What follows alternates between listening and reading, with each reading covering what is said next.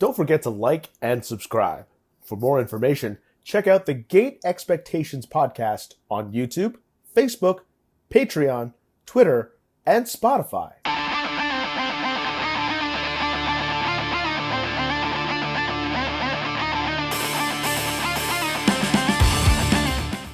Welcome, everybody, to the Gate Expectations podcast, where I bring in a weekly guest, talk all things Yu-Gi-Oh!, and get to know a little more about each person I talk to.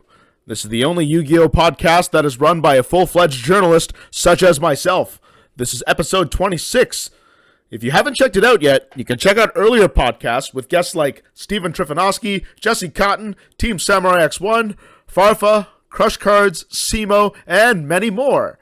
My guest for this week is one of the more prolific Yu-Gi-Oh! Twitch partners with over 11,000 Twitch followers and a Yu-Gi-Tuber with over 13,000 subscribers and one of the most popular judging figures of the Yu-Gi-Oh! Community. It's Kevin Rodrigues, aka DistantCoder. Kevin, thank you so much for coming on to the podcast. It's my pleasure, dude. It's my pleasure.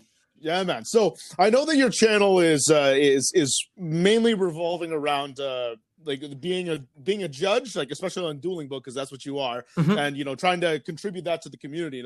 So what made you decide to start your channel and kind of revolve it around that?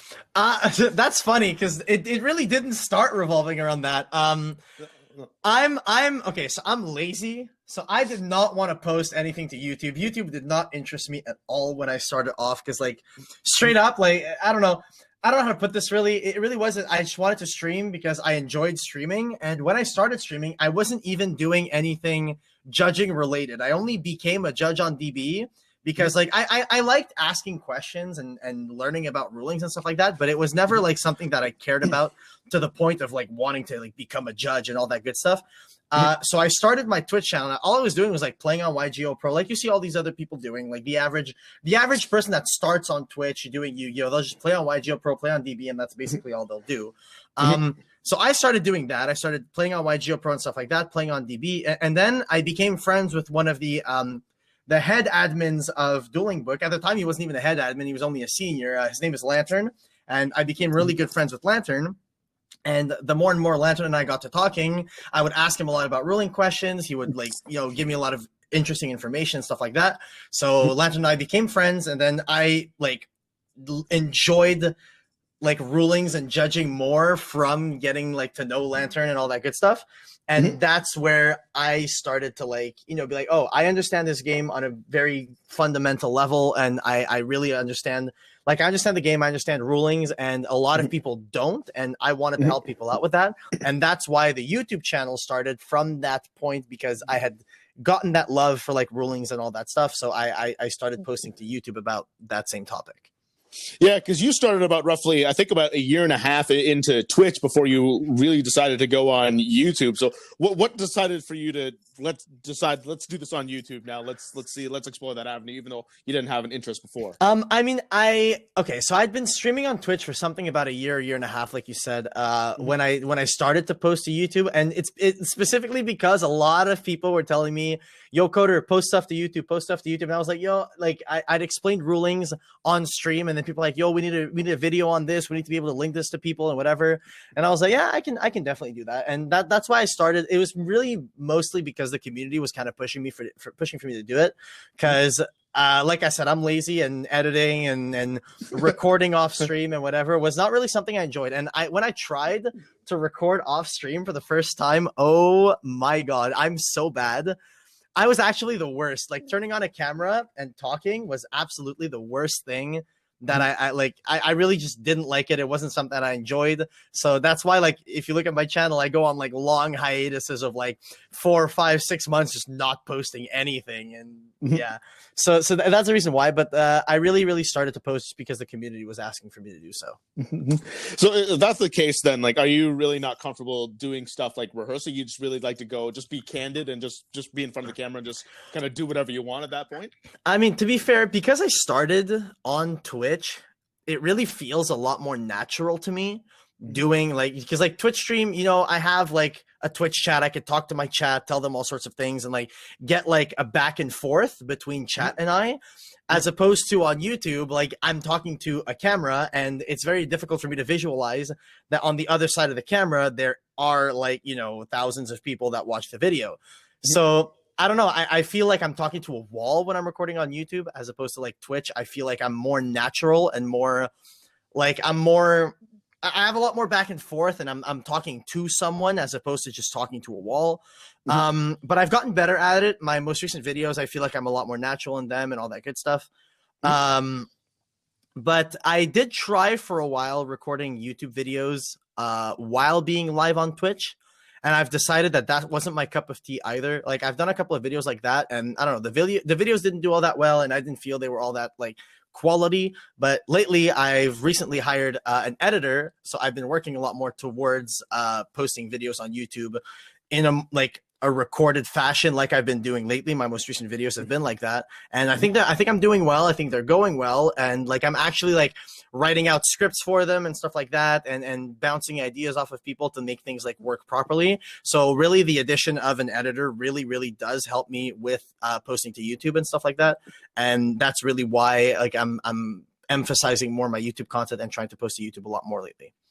Yeah, it's funny you say that, because you actually have more subscribers on your YouTube than you actually have Twitch followers, if I recall correctly. It's by my count. I think you have like around like 11,000 on Twitch and 13,000 on YouTube. Yeah. So, but the reason for that though is that the YouTube subscribers and Twitch followers, they don't really follow the same metric from what I've noticed. Like YouTube subscribers, people will subscribe even though they don't watch your videos, but it's very rare that people will follow if they don't care to watch your stream.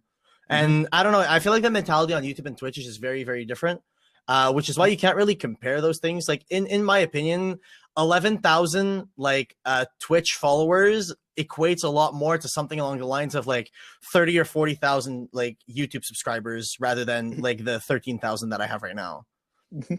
So then how did all this Twitch start then for you? How did I start Twitch? Okay. I started Twitch because some like 2.5 years ago, I was in a relationship, and me and my now ex broke up. And I had a lot of friends that did stream, but they streamed like very small streams, like 3, 4, 5 viewers, stuff like that. And they encouraged me like, yo, Coder, you have a very cool attitude. You're a very cool guy. I think you would be really good to stream. And I was like, yo, fuck it. I don't have anything else to do. Like I'm really, you know, I was really down in the dumps, and I was trying to find something to occupy my time so I don't think about it, because I was like, you know, really sad about the breakup and stuff like that. So I was like, okay, I'll give it a shot. And I started streaming, and I wasn't even streaming Yu-Gi-Oh! I was streaming like random indie games. I was playing stuff like Geometry Dash or whatever. And it was just like meant to be like for my 3, 4, 5, 6 friends to like come watch while I was playing a game or something like that. And then like at one point I was like, yo, I'm kind of down. Like I'm just going to play Yu-Gi-Oh! Today. And I played Yu-Gi-Oh! And I got more viewers. I got like 10, 12, 15 viewers and stuff like that. And I was like, wait, this is kind of cool. And then I was doing like Yu-Gi-Oh! More and more and more, and I saw my viewer count going up and up and up. And then Farfa started to host me, which helped my channel out a lot when he started to host me. And then I just saw the numbers keep going up and up and up, and I was like, wait a minute, this is going well. I can keep going with this. This is very cool. And that's what I did. I stuck with it, and that's how I just got to streaming Yu-Gi-Oh! Almost every single day. Like it's crazy how much I grinded to get to where I am in terms of Twitch. Because I used to, okay, so I made the decision to go full time in the past, I think it was something like 9 months ago or something like that. It was like early April or something like that, just before then. It was just right about when like the whole lockdown stuff started and everything, like 8 or 9 months ago. That's when I made the decision to go full time. But before then, I had been grinding a lot for like a solid 1.5 years. I was working at a casino at the time, so I was working night shifts. Friday through Sunday, and I was streaming Monday through Thursday every single day. Like I was literally not taking a single day off, and that's really the kind of work and the grind that I needed to put in to get to where I am, and I'm really proud of it. But that's really where it started and how it got to where it is now. Were you working at the Casino de Montreal? I was working at the Casino de Montreal. Yeah, Okay. I was working there as a dealer, as a croupier, and yeah, I was working at when I started. It was the worst thing because I used to be on call. So Yeah. there were some times where I was streaming and I was like, yeah, I'm on call today, chat, and like my phone would ring, so I'd pick up my phone. They're like, yo, come into work in 4 hours. I'm like, okay, chat, I have to go to bed for like to nap for like 2 hours so that I don't die on my shift tonight. So have a good one. And I would end stream there. So I was literally like juggling streaming and work like crazy. It was insane. Are you still working there now? I do not know. When I decided to go full time, I quit my job at the casino. I thought I figured my numbers on Twitch, my numbers on YouTube were good enough that I had like a well established base where I can be full time Twitch and YouTube and all that. In order to focus on this 100%, put all my time and my effort into it, and get to where I am now. Yeah. Fun little anecdote. When I was there 2 years ago, I actually ran into Wasim Yassin there when I was there. I just ran into him randomly when I saw him. Like, Yeah, he's like, holy crap, man! What are you doing here? Yeah. Wasim enjoys the casino, but he's a great guy. I loved seeing Wasim at the casino. Yeah. Yeah. I love the Montreal crowd. I've been there a fair amount of times myself. Actually, like where one of the places where I work is it's an indigenous community. I'm a journalist. It's south of Montreal. It's in Kanawage, so I'm not too far. So I'm pretty I do a lot of work around Montreal. Okay. So I have my fair share, like being around here and there and getting to know. You know the area. Yeah, I know the area. Well, I have a lot of family there too, so I've been around. So and you're not the only one of the only like big guys from Montreal. I mean, as we mentioned before, Yassine is also there as well. And do you have any kind of like relation with him at all? Even though we mentioned it right at the start. Well, okay. So Yassine, we met. Okay, because Yassine's been playing the game for a lot longer than I have. I've only been playing since 2016. And the reason why Yassine and I fondly remember why Yassine and I started talking and why we became good friends was because when we met, he was playing Cyber Dragons, and the first deck that I played when I played Yu-Gi-Oh was Cyber Dragon. So I was like, oh, yo, I'm kind of down. I want to learn. Like, I was still a casual back then. I was like, yo, I'm kind of down to like learn how to play Cyber Dragon properly. This guy seems to know what he's doing and whatever. And Yassine's super big brain, and he's really, really good at the game and theorizing decks and stuff like that. So I was like, yeah, I'm kind of down. And we just got to talking about Cyber Dragon, got to theorizing Cyber Dragon. And like at the time, I didn't know that Yassine was some like insanely freaking broken OP player until like Zodiac format hit. He builds his Infernoid Zoo, goes second. He gets like second at like 2 regionals back to back, and I'm like, oh damn, this guy's good. This guy's really, really good. And Yassine, and when like Yassine and I, we used to talk a lot all the time. And when we got to talking a lot more was when he invited me out, because I don't live near him. He lives quite a ways away, about like 45-minute drive from my place. But he was saying, yo, come to my locals in my area. I'll pay for your entry. We'll chill, we'll whatever. And I was like, yo, I'm down. So I drove the 45 minutes all the way to his locals, and that locals was really fun. I really enjoyed playing that locals. He paid for my entry and all that good stuff.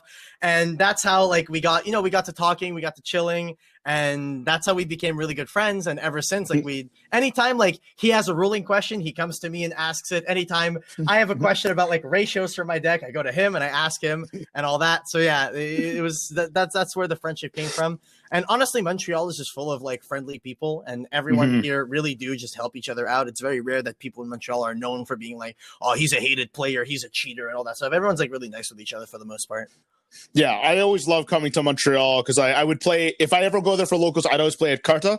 And then I won my very first regionals in Montreal back in like 2006, I believe. Jesus. And I love the meta there. I love the people there. And every time I come to Montreal, I always like call up all my Montreal friends. It's like, hey man, I'm in town for it. Let's do something. Let's go out. Yassine's definitely one of those top guys, and he's got like a great, tremendous amount of energy, and I love his videos, man. Great guy to be around. It's kind of funny how that we again, like I met him at a regional too, and we just played each other. That Infernoid Zoo, that's what I played against, and I almost had him, and then I overextended, got punished, and then I just like break game 3, he killed me. But I'm 2-1 against him, but ironically, the one match I did beat him in, he was playing Cyber Dragon, which is the ironic thing. The other 2 times he did beat me, it wasn't with Cyber Dragons, which I find is kind of funny. Yeah, Yassine was has always been someone that I enjoyed talking theory with, just because Yassine oftentimes plays meta, but he does play those rogue strategies sometimes. Like Metal Foes was one of his decks, Cyber Dragon was one of his decks, and those were never like, when he played them, they were never like the top dog deck, but he always performed really well with them. And I'm one who enjoys playing like the more roguish decks and stuff like that, and trying to play them at a more competitive level. And so I really like talking theory with him, because he does have that like eye for how to make a rogue deck playable. And I think we both share that, like, you know, enthusiasm for trying to play a rogue deck at a competitive level. Like, we share that, you know. Yeah, and speaking of which, like that kind of mentality with the road decks and whatnot, that's the kind of decks that kind of helped you get like at least a little bit of success in the competitive scene. Because I know in 2019 in Montreal, you came first place with Gem Knight FTK, and then you almost topped Fort Worth, Texas YCS. Yeah, that was so close. I was so mad. Yo, Fort Worth was such a crazy event. Like, I went into that event not expecting anything at all. Like, I went to Fort Worth with one of my friends, my buddy Jules. He's a great guy. My buddy from France. He was here at the time, and he went there with me. That's where we really established our friendship. Me and Jules, like, we became really, really good friends while we were there. But I also went there because, like, I met up with Simo, I met up with Farfa, I met up with like a bunch of like these big name like people in the community. And this was back when I was like teeny tiny. Like, no one knew who I was. Like, straight up. Like, if I was to put it into perspective, when I went to Fort Worth, one person asked me for a signature on a card. One.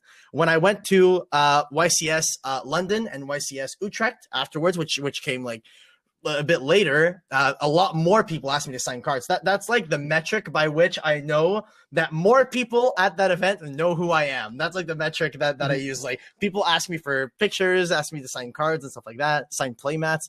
But yeah, Fort Worth was crazy. I went there with no expectations, playing a deck that I've been playing for like a year, just some rogue deck that I was like, I know all these combos. I know how to play the deck. It's the only deck I know how to play. Like, screw it, I'll just go for it.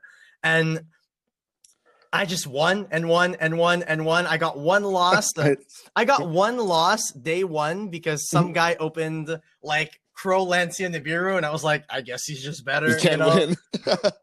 But yeah, it was unwinnable. But then like day two, I just got completely clapped by like hand traps for days, like the 2 games day two. And I went 8-3, but like I was still really proud of myself. Simo got a deck profile, and that really helped me get off my feet too. Like, really, the help that I got from other content creators really did help me get off my feet and get like into the position that I am today.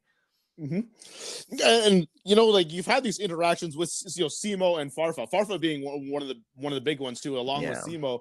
And I know you had a really funny video with him where you kind of helped him. You taught him how to be a judge, in other words. Yeah. You know, how did you start like getting these interactions with all these other bigger players? Okay, not gonna lie, I kind of cheated. So I did this thing that a lot of people like look down upon and stuff like that, but Farfa took kindly to it. When I just started my channel, I was doing like YouTube and stuff like that. When I was doing Yu-Gi-Oh on Twitch, I should say, in Farfa's Twitch chat, I wrote, "Hey Farfa, how much dono for you to give me your opinion on, like, if you to watch like a little bit of my last VOD and give me your opinion on my Twitch channel. You can do it off stream, I don't mind. I just want to have your opinion." And Farfa said, "Yo, like, I don't remember what he said. I think he said something like 20 pounds, and I'll look at it on stream." And I was like, easiest 20 pounds I've ever spent. So I donated him the money, and he like watched my Twitch channel on stream, and he literally said, like, your production quality is good, your personality is good, like everything is going for you. All you need is a little bit of exposure. And then he started hosting me. And that's when he started hosting me, and then we got to talking. And then when I started doing the judging stuff, he started to take interest in it, because it was like untapped content. Like, there's no real, like, really any content creators that do a lot of judging content, except for like MST TV, which I feel that he does judging content very differently than what I do. So for that reason, I figure he took an interest into what it was that I was doing. And the same way with Simo. Simo first met me when he did my deck profile at YCS Fort Worth, when I bubbled with Gem Knights. And that was the first interaction he had with me that I had with Simo. And when I met him again at YCS London, he was talking to me about, hey, I want to start doing a ruling series and I want to do it with you because your knowledge is very good and you explain things very well. And I would love to have this series happen with you. Are you interested? And I was like, yeah, I'm super down. And which we did. Like on Simo's channel, he has like 3 or 4 videos of like competitive rulings you need to know and stuff like that. And that series, along with the host from Farfa, helped me get off my feet on Twitch and on YouTube. So that helped quite a lot. And that's really where those interactions came from. Yeah, because you really had like you had a decent amount of Twitch followers at the start of the year. You had like just under 2,500, and now you've got over 11,000 in a year. Like, did you think you would get this far with being on Twitch? It's funny because when I posted on Instagram, I think like at the end of the year, at the end of 2019, I posted. I said, okay, 2020 is gonna be my year. I want to triple my follower count. So I was like, okay, this is gonna be kind of a stretch, but 7,500 by the end of the year, I'm sure it's doable. And I ended with like 11K, and I was like, what is going on? Like, I did not expect things to blow up that much. But on the other side of the coin, I didn't expect to go full time. I thought I was still going to be working at the casino and all that. It's just like one thing led to another. I started disliking my job at the casino and liking doing Twitch a lot more as I went. So for that reason, I kept, I kept like kind of like keeping the idea in the back of my mind that I was like, maybe I should go full time. I really do enjoy this. I really do want to go full time. And then at one point I was just like, screw it, I'll do it. Let's go. And I did it and it worked out. I'm really, really happy with how things have worked out and where I am right now. So what kind of like judging things do you do now on your Twitch? On Twitch, I mostly do DuelingBook judge calls. So I'm a judge on DB, and they've allowed me, they allow all judges actually, to take calls while streaming. So I do that. I just go around taking calls whenever there's like a ruling question. Like one thing that's a little like less interesting is the fact that most calls you'll take on DB are like, oh, this player's AFK, or this player's like glitching or something like that, because the platform is like, it does have its flaws. But in my opinion, my channel and my stream aren't really like just 100% just Yu-Gi-Oh stream, because this channel probably would not be able to be carried without me having like an energetic, likable personality.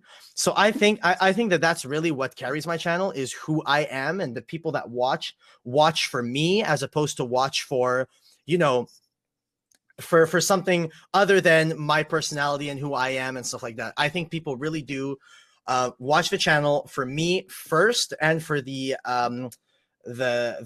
content itself second. So I really like the what's interesting about what happens on stream is stuff like when a ruling question that kind of stumps me, that's when it gets really interesting, because then like I pull up like the Yu-Gi-Oh database and I talk about like, okay, so this is the precedent for that, this is the precedent for this, and I break down the rulings and I explain it to people in a way that they can understand it as best they can, So I really do try to break down like interesting interactions, or like really 5-head, like big brain interactions, stuff like that. Break it down so that the average Yu-Gi-Oh player can understand them, because I've noticed that the average Yu-Gi-Oh player does not understand rulings. So I try my best to make it like understandable for everyone and make it very clear how things work and all that good stuff. There's a common theme when you say, that's the way you act on camera is the way you are in real life. It's a really common theme, and it doesn't doubt me at all that this is actually you in real life, because, when we take Yassine, for example, he's always pretty positive. He's pretty energetic as well. Yeah. You look at Triff, he's got that, that let's go personality. Pen best, like that's really him in real life, because I've met him in real life. Like that's who he is. Yeah. Same with like Team Samurai X. Like everybody has this personality, yeah. but it's all legit. And I think that's like, again, it's another reason why I think even more than that, freaking Samurai X1, dude. I've met him in person. Sam is more hype in person than he is in his videos. It's crazy. Yeah, it's almost like you have to dumb it down in the video so it's not too much, but he really is like that in real life. Like I've hung out with him at a wedding before. Both of us got we've got drunk, we got wasted, we ate so much food, we were just hyped the entire night. Wow. Yeah, and he really is like that. He's a big party animal as well. Yeah, I love Sam as well. So it's good to know that like all the YouTubers that I've interacted with so far, like this is them in real life, and I met them like off screen and everything, same way, same out, and that's what I love, and that's like I think it's a good reason why, among other things, why you're so popular. And it's nice to see that happening. Yeah, I'm honestly really happy with where my channel is and where my channel is going. Like I know my YouTube videos that I have been posting haven't been doing as well as the videos that I had been posting in the past. But this is just due to my inconsistency because like I really was inconsistent with posting to YouTube because like I don't know, I get like these waves of motivation where I go, okay, cool, I'm gonna post a ton of videos, and then I post like 10 videos in a month, and I'm like, yo, this is crazy. And then like the next month I'm like, I have no motivation, I have no like inspiration for my videos. I'm just like, okay, cool, I'm just not going to post anything. But now like with the help of my editor, I'm working on a schedule, get some content out regularly. I have a new series that's coming out soon, so that's going to be very cool to look at. I think it's going to be a very popular series. I think that the idea behind it is very, very good. So I can't wait for that to release and see how the community responds to that series. But that's going to be really cool. Is there any kind of sneak peek or anything you can kind of tell us that's going on behind that series? I mean, I've actually explained it to my chat. I can explain it here if you want. Yeah, by all means. So it's going to be in a series called Explaining in Under a Minute. So basically the idea behind it is that every episode in this series, I take a card that's like that causes like that players read and they don't fully understand it on the first read, such as like something like Inspector Border or something like that.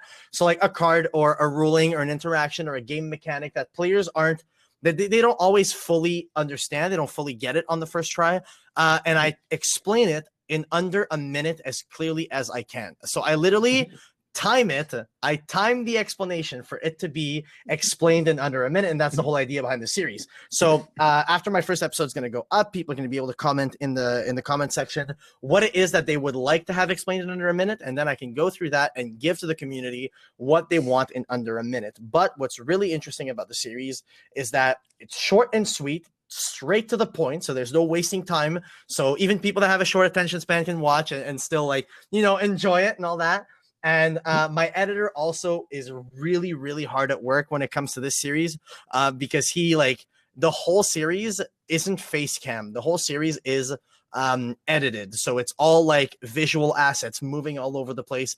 Kind of similar to like MatPat series, if you know who MatPat is and stuff like that. Yep. So it's something really along the lines of that. And I'm really pushing for good production quality on that series, as well as being something that's nice, short, and sweet that people are going to be able to enjoy. And that's really what I'm shooting for that series, and I have high hopes for it. Yeah, I think that's a really smart thing that you're doing right now, because so much of Yu-Gi-Oh text nowadays, there's like 6-7 lines of it on like almost every single card nowadays, is before where it would used to be like 2 lines. It would just be really easy to read. And I think that Yu-Gi-Oh's gotten so much more technical that it's, you know, there's so much more text that's involved, and it gets weird. Like you said, Inspector Border is probably one of the most confusing cards for people to read like over the first time. And even though I know what it does now, even I've had to come back and like read it a couple times. I've already recorded that video of explaining Inspector Border in under a minute, and it was flush. It was really flush. Like I got the explanation out there. I think the explanation is nice, clear, and crisp. But oh my god, was it flush? Yeah, I can imagine so, because that card's given me a ton of headaches, and I'm pretty sure it's given a lot of other people headaches as well. Just even reading the card and just kind of understanding it, because it is a crazy card. Yeah, for sure. Oh man, and I really hope that series takes off here, because I think that's definitely a resource that a lot of people need. And I also think that's really unique of you, like you and MST TV, that provide a lot of ruling stuff. Because I used to Yu-Gi-Oh way back when as well, and I was a big judge too, and that was one of my more like popular segments, is when I would like kind of do like Q&As with people for doing judging. And I have stopped since then, but now you've started to pick up the ball, and now a lot of people are starting to come to you for it. So yeah, I think that's a really good way for you to kind of get yours out, and also be unique to the community as well. Yeah, so basically like the 2 series that I have right now that I'm really focusing on and emphasizing they really are just like the under a minute videos are going to be one series that I'm doing, and then the other series that I've reborn, because I only made like 2 episodes for it in the past, 2 or 3 episodes, and I'm starting to redo them more and more, is the answering viewer ruling questions. So that's just a series where people in the comment section of my videos, they ask ruling questions. I take them and I answer them in my videos. And that's just the whole idea behind that series. And I'm really aiming in 2021 to try to post 2 videos a week, 1 for each series, and then maybe post like a one-off video here and there if there's a specific topic that comes to mind or idea that I have for a video, I'd record those 2 videos, have them going up regularly every week, one for each series, and then maybe a one-off video here and there if there's a specific something that comes to mind that pops up, you know.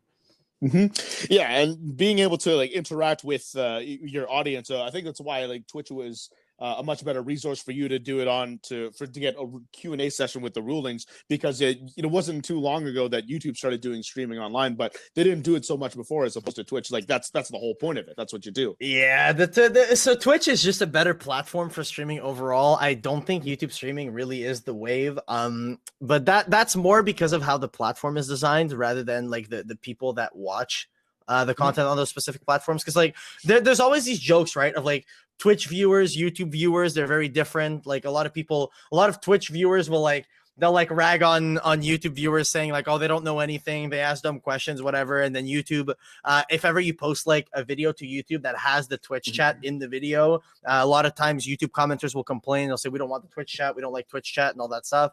I think it really is just 2 completely different worlds that just don't mesh very well, and I think you do have to keep those quite separated when you like want to do both. Yeah, it's almost like going to, like, if you're in Montreal, it's like going to an Italian restaurant for a patin rather than going to a patinerie for one. Yeah, it's kind basically. of like that in this case. It's kind of like that in this situation. I do agree with that. Yeah. Yeah, but it's nice to see that your channel has, it's evolved into the way it is now, and it's a fantastic resource for it, because I've started to kind of fall out of judging a little bit myself lately, just because I've been more invested as a player lately, but then like I'm a rank certified to judge. Like I'm ruling certified. Yo, I was too. That test was easy. Yeah, and I felt like when I did that test, like okay, that test was easy. It was. And then for fun, I was kind of like going over the DuelingBook judge test with a friend of mine who has just been out of the game for a while. I looked at him like, man, this is a lot tougher than when did you do that test? It was about a week ago. A week ago. Okay, so you didn't even do the harder one, because the current DB judge test is not the one that I took to become a DB judge. The older one was harder. So the judge test that you took a week ago is that judge test. I scored a 99 on it. I made one mistake because I misread a card, and that was on me. But I scored a 99 on that one, and I felt that test was like fairly easy, and it was genuinely made easier than the previous judge test. The first judge test that I took to become a judge on DB was insanely hard. That test was really, really, really difficult. And I myself, like I went back and I tried to make like my own judge test to see like if I could make something that was like hard enough but not too hard and stuff like that. And it actually is really hard to design a judge test that is like when you make a judge test, it's either too easy or too hard. It's very rare to find like that middle ground. Yeah, I mean that test I found was a lot tougher than what I thought it was. Either that or I've just fallen out of ruling so much as of late, because that's what I do. Like I also judge a lot of regionals as well, in the Ontario area as well. And I think I've done a couple in like the Ottawa area, but never anything in the Quebecois area for that matter. But still, nonetheless, like the tests on DuelingBook I find are a lot tougher than the test that I took when I was doing it with Konami for the judge tests. I mean, yeah, okay. So if I was to compare them, the difference is, so the RC1 test for Konami is stupid easy. A child could pass it. It's not hard at all. The hardest question on that test is insert name here, like straight up. The RC2 test, I think what the major issue with the RC2 test is specifically the fact that the RC2 test is only PSCT based. It requires no prior knowledge other than just understanding PSCT at its core, at its fundamental. Whereas DB's judge test, it forces you to like know different interactions of things that do not come up often, but to know how to apply them in different situations. So that's like the major issue. And like I talk a lot of smack about the Konami judge program, because I do feel that a lot of times the Konami judges aren't up to par with where they should be in order to be judging stuff like, nationals or YCSs and stuff like that. Like I see a lot of mistakes happening, and when these mistakes happen, they're mistakes that in my eyes, in my opinion, are not mistakes that should be occurring at these events if these judges were like up to par, because a lot of times what you'll see at like YCSs or stuff like that is judges that have like they haven't played the game in like 8+ years, and all they do in Yu-Gi-Oh is come back to judge. But when it comes to judging, they always apply knowledge that they had from all those years back, and they never like get up to date with like new cards and stuff like that. So when they read a card, like say a card is like super meta, I've literally seen judges at YCSs pick up a Sky Striker card and have to read it to be able to give a ruling on it. And I'm like, that doesn't make any sense. If Sky Striker is the best deck, it's like the meta deck. Like 40% of the room is on this deck. You should know what the cards do without needing to like pick them up and read them and being like, one moment, please. I have never seen Engage, even though it's been out for a year. You know, it's like, it doesn't make sense to me. So I genuinely feel like the whole like RC1, RC2 thing that Konami have is a little bit flawed. I feel like they should have a test where a judge needs to renew their ruling knowledge like once every like 2 years or something like that. I think that could be a lot more realistic in keeping judges up to par and keeping them like, you know, for them not to make mistakes, because a lot of times like I don't know if you know of like these regional differences that occur because of judges' mistakes. Yes. So like to give you an example, so you have played since, I assume, like since GOAT format or maybe even earlier than that, right? Yeah, which I have, yes. Okay, so in GOAT format, you know that if like you Thousand Eyes Restrict target a monster, and then Book of Moon is changed to the Thousand Eyes Restrict, targeting the Thousand Eyes Restrict, what happens to the monster that Thousand Eyes Restrict targeted? When I recall last, it would still try to equip it and try to resolve as much as possible, try to equip the Thousand Eyes Restrict, but then even though it goes face down, so that monster it's tried to suck up would go to the graveyard in that case. So basically, that is the case now, but that was not the case back in GOAT format. In GOAT format, it wasn't. In GOAT format, the monster that was targeted with Thousand Eyes Restrict would just be like, it would stay on the field because the Thousand Eyes Restrict cannot equip it. But nowadays, the correct ruling is that the Thousand Eyes Restrict will still try to equip it, and the monster will be sent to the graveyard because it'll still attempt to equip it, even though the Thousand Eyes Restrict is not there anymore. But at this YCS Niagara 2019 that we had, this last YCS Niagara, because we haven't had events in forever, at YCS Niagara, the head judge of the YCS rule that if you chain Ghost Ogre to Thousand Eyes Restrict, because the Thousand Eyes Restrict is no longer on the field, the monster targeted by Restrict stays on the field and nothing happens to it, which is not the correct ruling. And the reason being for that one is because I know the head judge of YCS Niagara, I'm not going to name any names, but that head judge does not play Yu-Gi-Oh! And has not played Yu-Gi-Oh! In years, but I know that he is an active GOAT format player. So the reason why he made this ruling mistake was because he just applied the GOAT format like ruling knowledge to current day Yu-Gi-Oh! And that to me just doesn't make any sense. Like judges should be kept up to date in a certain way, because it doesn't make sense to me that judges are applying outdated rulings from years ago today, and then that causing regional differences, because since that event,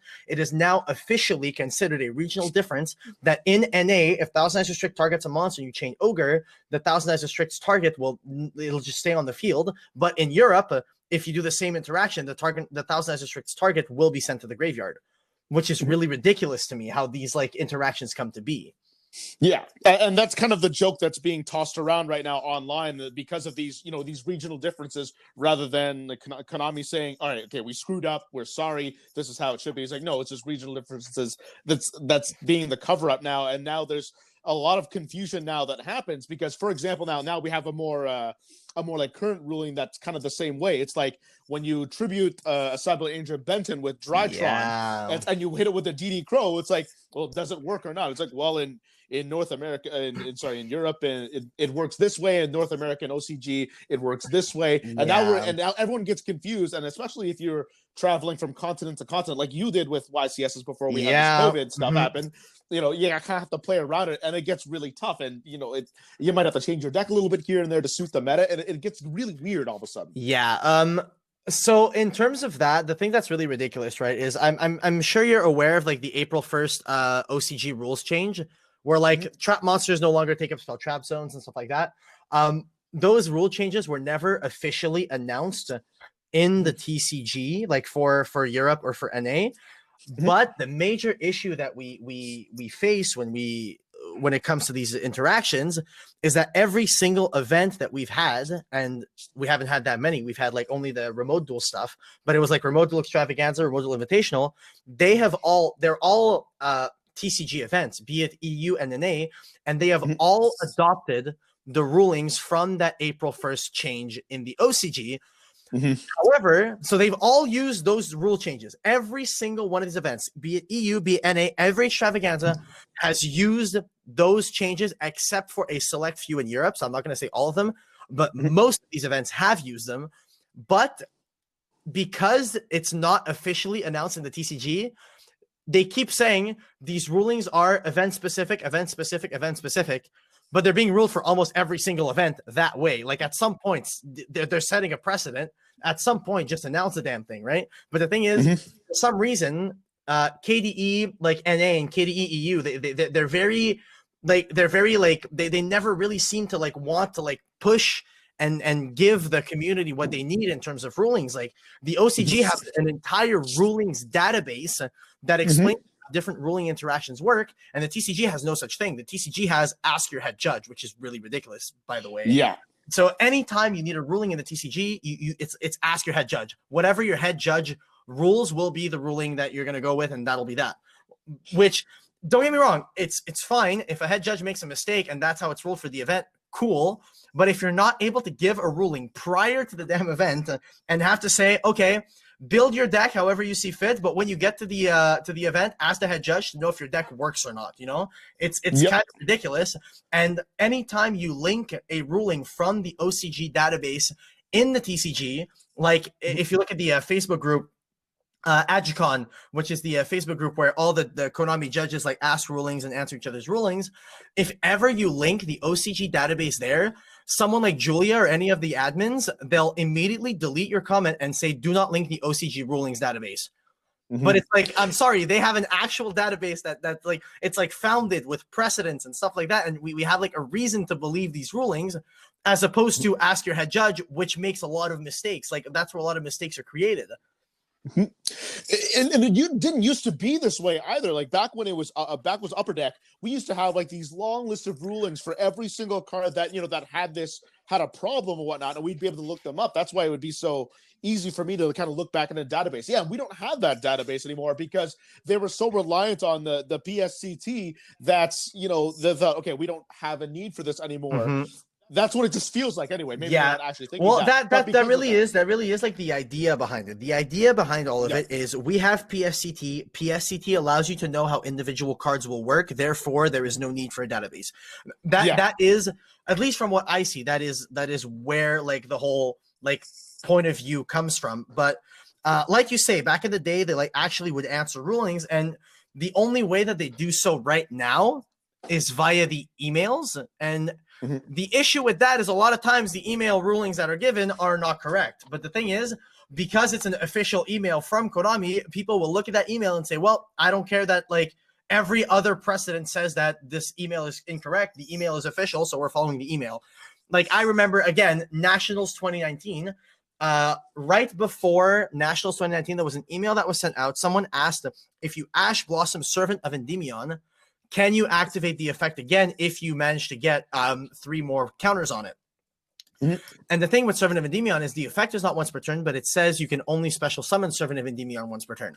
So back then, this was before the April 1st changes. So back then, an attempted summon counted as a summon for the card. So it didn't make any sense that you would be allowed to reactivate the Servant of Endymion. However, the email that was sent out said that you could. Now, people were like a little reluctant because like everyone and their mom, every like player that has even the slightest amount of knowledge on the game knew that this did not make any sense. It doesn't make any sense that you were allowed to activate the servant after having been ashed on it. It didn't make sense because every other precedent in the game showed and proved that you couldn't.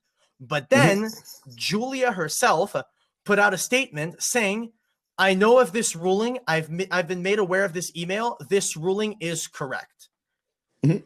So because Julia like approved of the email, it created this ruling that did not make any sense. The ruling was incorrect. And what I'm saying is that a lot of times when it comes to Konami judges and like the heads of Konami and stuff like that, when it comes to the judging program, is they very rarely seem to like accept a mistake. If someone makes a mistake, I don't think I've ever seen the Konami judge program or a head of the Konami judge program admit to saying this ruling was incorrect. For the future, this is the correct ruling.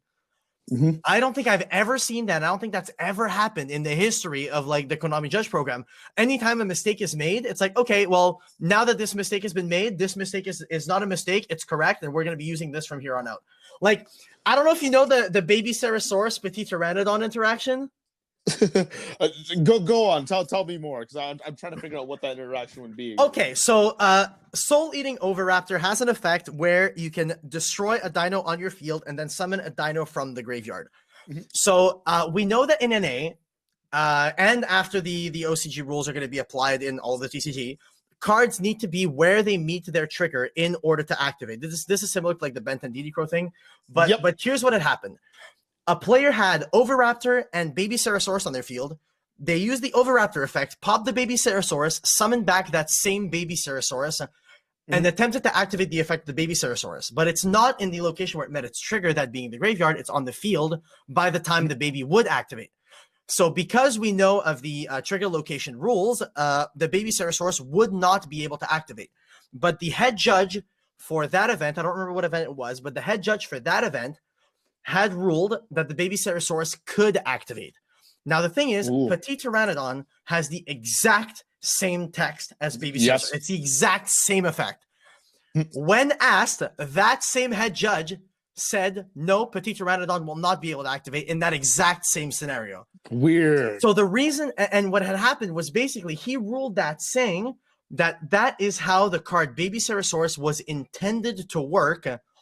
So for that reason, that is the ruling. And because of that, Baby Ceresaurus was marked as an official, exception to the rule. So Baby Ceresaurus, popped by Oviraptor, summoned back by Oviraptor, could activate, but Petit Pteranodon, popped by Oviraptor, summoned back by Oviraptor, could not activate, which does not make any sense.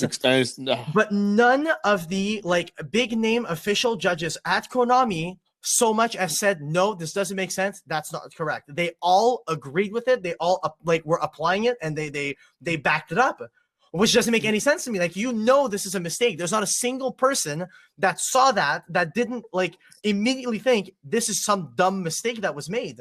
But everyone still backed it up because there's this like unwritten rule when it comes to the Konami judge program that you're like not allowed to speak ill. You are not allowed to like call out one of your fellow judges for a mistake they made. And that's why I was removed from the Konami judge program, was because I made a video titled "These Events Were Ruined by Incorrect Rulings." I remember that video. Yeah. So that video, I was talking about how the head judge of YCS Utrecht had ruled that if I have Magical Meltdown on my field and my opponent activates Shaddoll Fusion, sending 2 Shaddolls to make like a construct or to make like a like whatever monster, their effects cannot be activated because I have Magical Meltdown.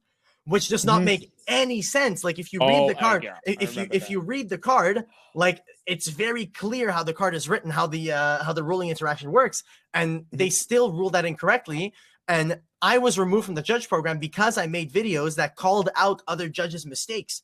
And for like that's like frowned upon. You're not allowed to do that. If another judge makes a mistake, it's like all you have to do is like agree with it and be like and follow it. Because that's what all the Konami head judges do. They all, if one makes a mistake, they all jump on it and they're like, no, this is correct, this is right, because they're like, it's like they're trying to cover their own asses and to make sure that like no one looks bad or something like that. But it just doesn't make any sense. Like in doing that, yes, I guess they cover the integrity of like their own judges, but on the other side of the coin, they don't really cover their own integrity because they know it's wrong, but they don't fix it. They don't correct it. And then the community is the one that has to just deal with it. Yeah. And that's starting to be a real problem because accountability is major thing, and I don't hear a whole lot of apologies from the judges say, all right, sorry, we kind of misruled this, that we did it the wrong way, because it's happened to me before at a big tournament, and we've seen so many examples for people at YCSs who have gone to big events. They'll have this happen to us. Like for example, we've had for some reason that Xian could legendary 6-hammer Xian could negate Soul Morning. Notori Beast, that or that. like Naturia Beast could negate like an Inzektor equip, which made no sense. Like an Inzektor Hornet could attack first. You could use Inzektor Hornet's effect first turn. And then one thing that really like upset me was when I went to Indianapolis. This is when XYZs came out, and they said that XYZ materials were counted on the field. Oh yeah, when you could add Sangan, right? You could add exactly, which completely screwed over my deck because I decided to go play TGs instead of plants. And like, had I known they were going to rule this, I was going to play plants instead. But I didn't have my plant stuff. I don't have my plant stuff with me. I lent it all out to other people already who wanted to play it. So like, it really hurt my choices. So like, and people like travel and spend money for these events, and you know, these kind of decisions like really like hurt a lot of the players like monetarily, and you know, like even a trip, because you know, I love going on these trips, but it can get sullied by like a really bad day. Yeah, I mean again, and like sometimes it is really just mistakes. But what I hate is that Konami never accounts for their mistakes. Like, for example, when I was at YCS Niagara 2019, same thing. I won round 1, round 2, round 3. When I finished my round 3 match, I noticed that on the match slip, it said I had 3 points. I'm like, wait, I won round 1 and round 2. Like, I don't understand. This doesn't make any sense. So I brought the scorecard. I brought the match slip to the scorekeeper. I'm like, hey, by the way, like a mistake was made or something like that. Like I won round 1, I won round 2, and now I just won round 3, but it says I only have 3 points. And it says, okay, cool. Come back before the next round and we'll have it fixed by then. And I'm like, okay, cool. That's fine, whatever. And so I came back right before the next round, and they're like, sorry, nothing we could do. You caught it too far. Like, you caught it too late. And I'm like, what do you mean I caught it too late? Is there a mistake on the like match slip? And they said, no, we checked your match slips from round 1 and 2. You checked that you won, but this was a mistake from the scorekeeper. But because you caught it too late, there's nothing we can do. And I'm like, I'm like, okay, can something be done? Like, can I get some form of compensation or something like that or whatever? And they're like, no, it's a mistake. If you want, you can talk to the TO. He's the only one who can compensate you if you want, but Konami's not responsible. And I'm like, what do you mean you're not responsible? Like, you guys made a mistake, and I like my whole YCS experience gets ruined because like I get given a random loss that I shouldn't have. Like, this doesn't make any sense. You know what I mean? Yeah, because you can even go back on the tournament software, and you can even make that correction in it. It's going to screw up a bit with the brackets of pairings if they've already been listed, but you can still go back in the system and make that correction. But the issue, the major issue is what they said, because I spoke all the way up to the head judge, all the way up to the Konami rep that was there, and he says, no, if we go back to our round 2 and change the incorrect loss that was given to you back to a win. You've just played round 3 against a player that was X1 and you would have been XO. He says that ruins the integrity of our tournament. And I literally looked at him and I said, so explain to me in what way you giving me an unjust loss that I won that round is not you ruining the integrity of your tournament. Like, I've won my round. You gave me a loss that was unjustified. That was a mistake on your part. There is no way that you can tell me, honestly, looking into my eyes, that your tournament has integrity if you do not give me this win. And he says, no, this is more like this has more integrity than going back and correcting the issue. And I'm like, that doesn't make any sense. No sense whatsoever. So again, it's Konami not being able to admit a mistake and saying like, yeah, we messed up, let us fix it. You know what I mean? Yeah, and that's really difficult to have to deal with because, you know, after you win, like, you're not thinking about, like, you know, the tournament organizer or the scorekeeper, like, putting it in wrong. You're thinking about, okay, well, my next duel, maybe I'll go to, like, get a washroom break. You've got too much other stuff on your mind to go back and say, oh, well, then I got a loss here. Like, the only time you'd probably be able to catch it, like, the earliest time would be if you, like, see it on the next round pairing. Yeah, and that's what they said. They said you should have caught it when you looked at your round pairings. You should have looked at your score. And I literally asked everyone, I'm like, do you look at your score when you go check your pairings? And everyone was like, no. And I'm like, well, screw me, I guess. Yeah, but apparently that's a responsibility we all have. Like, I do sometimes, not all the time, but ever since then, I always do it. Ever since that time, I always do it. And what's crazy, what's really nuts is like, because I've had a lot of altercations with like judges at events, specifically because I feel like a lot of judges don't fully know their like policies and all that good stuff.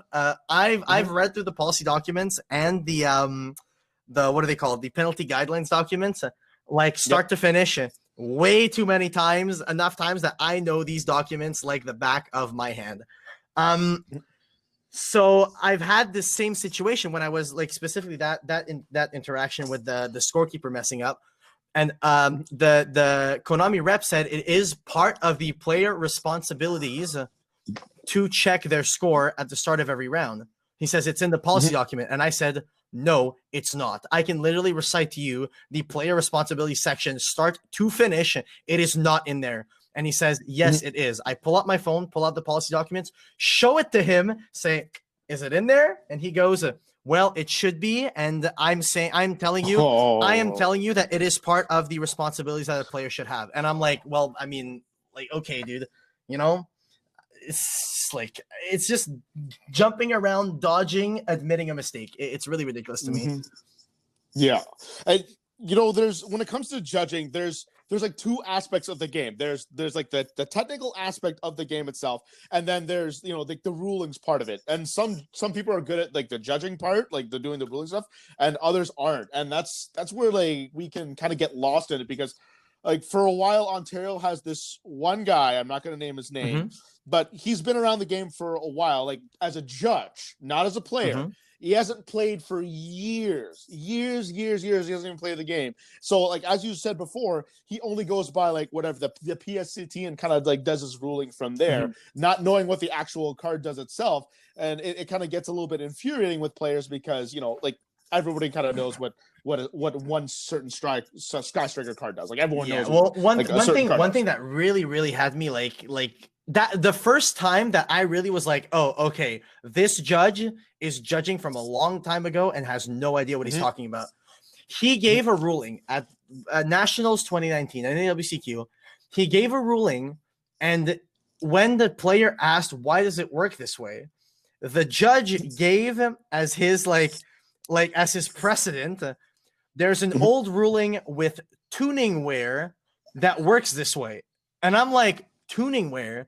I don't think anyone's played that card in a deck since like at the latest 2012 or something like that. Like, I'm just like, I'm like, why are you giving tuningware as an example for a ruling in 2019? That doesn't make any sense. Like, it just doesn't make sense to me. I'm like how can your precedent for these rulings be something so old? Like, at least use something that the player might, know. Like, it's not everyone that knows what tuningware does. Like, anyone that hasn't that started playing since like Shadalls doesn't know what tuningware does. You know what I mean? Which, yeah, it gets really difficult for a lot of players who like haven't played as long as the game. Like, not me, but like there's many players who like get new into the game. I'm like, okay, what does that card do? Like, that doesn't help me at all. And using that kind of like old, outdated reference can like really start to be problematic for these newer players who have no idea what's going on, and like kind of want like a newer reference or anything like that. But or like, something that they know, just straight up, just a card that they know. Yeah, and again, it kind of leads back to the accountability here, like, because I don't see it a whole lot. Like, I might get a little bit here and there when I'm like actually judging backstage, because like I've made mistakes when I've judged before, and I'm willing to admit it, and I've told other players do that. And when I made the wrong rule, I'm sorry, that's my bad. Like, I try to take some accountability of it, but not everybody does, and then people just kind of like go on about their day. It's like, hey, whatever, I don't care anymore. But you got to realize how much that affects so many people moving forward when you kind of have that attitude. Even more than that, I actually have a story that comes back to my mind. I'm not going to say at what event this happened, because I feel like if I do, like, the person in question is just very like obvious to pinpoint. There was an event at one point that I was at, and there was an interaction between two players where it literally was a he said, she said scenario. It really was just a he said, she said scenario. The floor judge didn't issue a ruling. The floor judge turned to the head judge and said, I don't know what to rule with this. I don't know how to handle this situation. What do I do? And then the head judge, I was standing there next to the head judge. The head judge of that event turns to me. I was playing in this event. The head judge turns to me and said, Kevin, what would you do? Like, how would you handle this? And I'm standing there like, I'm sorry. The floor judge has not even given a ruling yet. turns to the head judge to ask him, what do we do here? And the head judge turns to me to ask me what I think they should do. That's ridiculous. I'm like, at this point, like, I'm just like, if the judge, like, and at that same event, I got so mad. At that same event, this event was a shit show. At that same event, a friend of mine had I don't even remember what the ruling question was, but he had a ruling question. They called a judge. The judge gave the wrong ruling. My friend, who is very knowledgeable about rulings, knew that the ruling was incorrect. So he called for the head judge. He appealed for the head judge. The floor judge went to the scorekeeping stage, spoke to the head judge, came back, and said, the head judge says I'm right. Whoa. And I'm just like, wait, that is not. And that was like my friend's like first or second event. So he didn't really know like how these things are handled at events. So he was just like, oh, okay, it's cool, it's fine. When he told me this, I was pissed. I was so mad. I went around looking all over the place trying to find the head judge. And then I was told the head judge is on lunch break. He's been on lunch break this entire round. Oh. So I'm like, wait, so the guy didn't even talk to the head judge. That's ridiculous. I go, okay, who is stepping in for the head judge while he's on lunch break? And they point me to this other floor judge, the floor lead. So I go see him and I go, hey, did this judge, and I point the guy out in the room, I go, did this judge come to you and ask you a ruling this round? And he says, no, he did not. And I go, okay, so your floor judge was just appealed this round, went to the front, said he spoke to the head judge, went back and said the judge said I was correct. I told him what the ruling was. I told him what his ruling, like what he answered to the ruling was, and that it was incorrect. And I was like, you better fix this shit right now because this doesn't make any sense. This is actually like a disgrace to this event. That's how like awful it was. And that was the same event where the head judge turns to me to ask me, hey, Kevin, what would you do in this scenario? Because he doesn't even know how to handle it. Like, I was just like, this event is a shit show. I'm like, this doesn't make any sense. I can't believe he asked another player for that. First of all, that's astonishing to me. I've dropped my mouth. I said it in your chat, by the way. My mouth was dropped. This was an actual event that happened, and this was an event that has happened. Okay, in this same event, might I add, I was asked to judge this event, and I refused to judge this event because they had said to me prior to the event that they were ruling Thousand Eyes Restrict Chain Ghost Ogre. The monster targeted is not sent to the graveyard, and I said, I'm sorry, I refuse to judge at an event where the rulings are incorrect. So and so I refused to judge at that event, and then that event ends up being like that, and I was like, this doesn't make any sense. This was absolutely ridiculous to me, and that's why I feel the Konami Judge program needs some form of rework. It needs some form of like judges need to be kept up to date with like proper rulings and stuff like that. Like, we need a database of rulings that explains like what specifically like a ruling, like different ruling interactions are. We need a database for it. We need something like concrete to look at. We need like policy documents and penalty guidelines that are a lot more clear and set in stone than they are right now, because the way that they are written right now, they are very up to interpretation. And a lot of times, like a certain player, a certain judge might see it a different way than another judge. Like, it's happened to me at events that like, I know the policy documents and the penalty guidelines like the back of my hand, and I apply them exactly the way that they are meant to be applied. And then I get ruled against by the head judge because he says, no, you don't understand it the same way that I do. We see it differently. My way is correct. And I'm just like, but it's written black on white. Like, it's word for word. I've given you all the examples and you're telling me that I'm wrong, even though I have the policy documents in your face, in hand, telling you why you're wrong. And you're still not able to admit that you made a mistake. And it's ridiculous to me.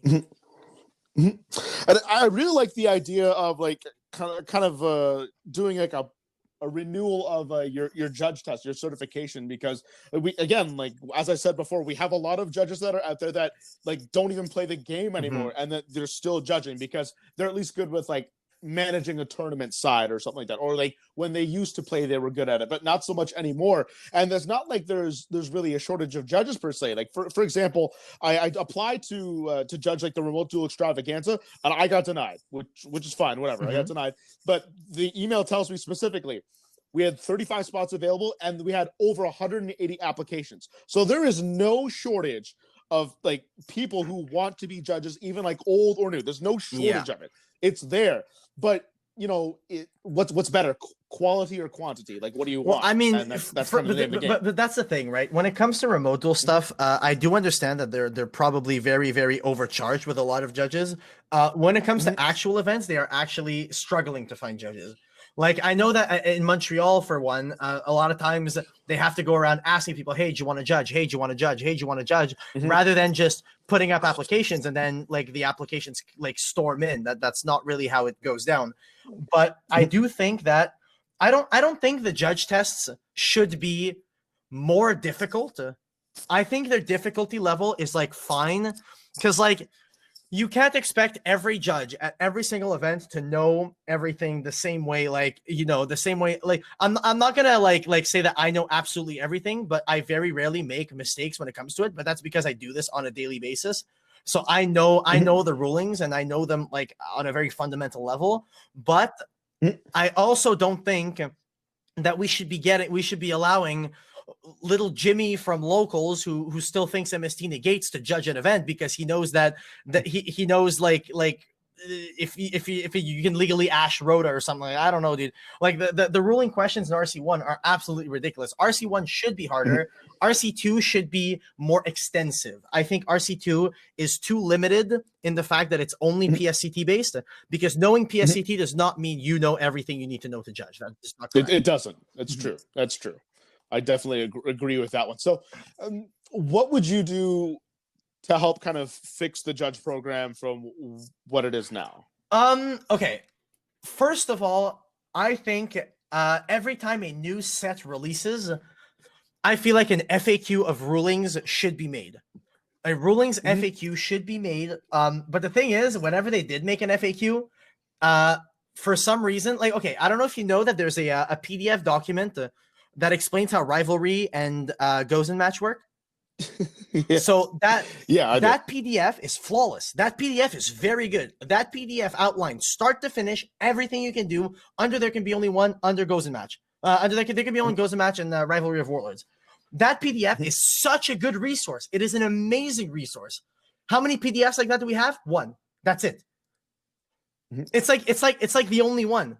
And then whenever we have other PDFs, like at Sneak Peeks back in the day, there were PDFs that explained different rulings for different cards. There was that existed. That was a thing. Yeah, there was. And nowadays, like new sets come out, like Virtual World comes out. All they had to do was make a PDF when Virtual World like releases, that releases on the same day as the set. Put it like public on the website. Post it to like their Twitter, their Facebook, like they do with the ban list and stuff like that. And have the PDF explain whether or not, if you Book of Moon, the target of a Virtual World monster in hand, will the Virtual World in hand resolve or not? Like, yes or no. Like, it's that simple. I'll just make a PDF, and then you dodge all these, like, these questions, all these ruling inconsistencies and all that.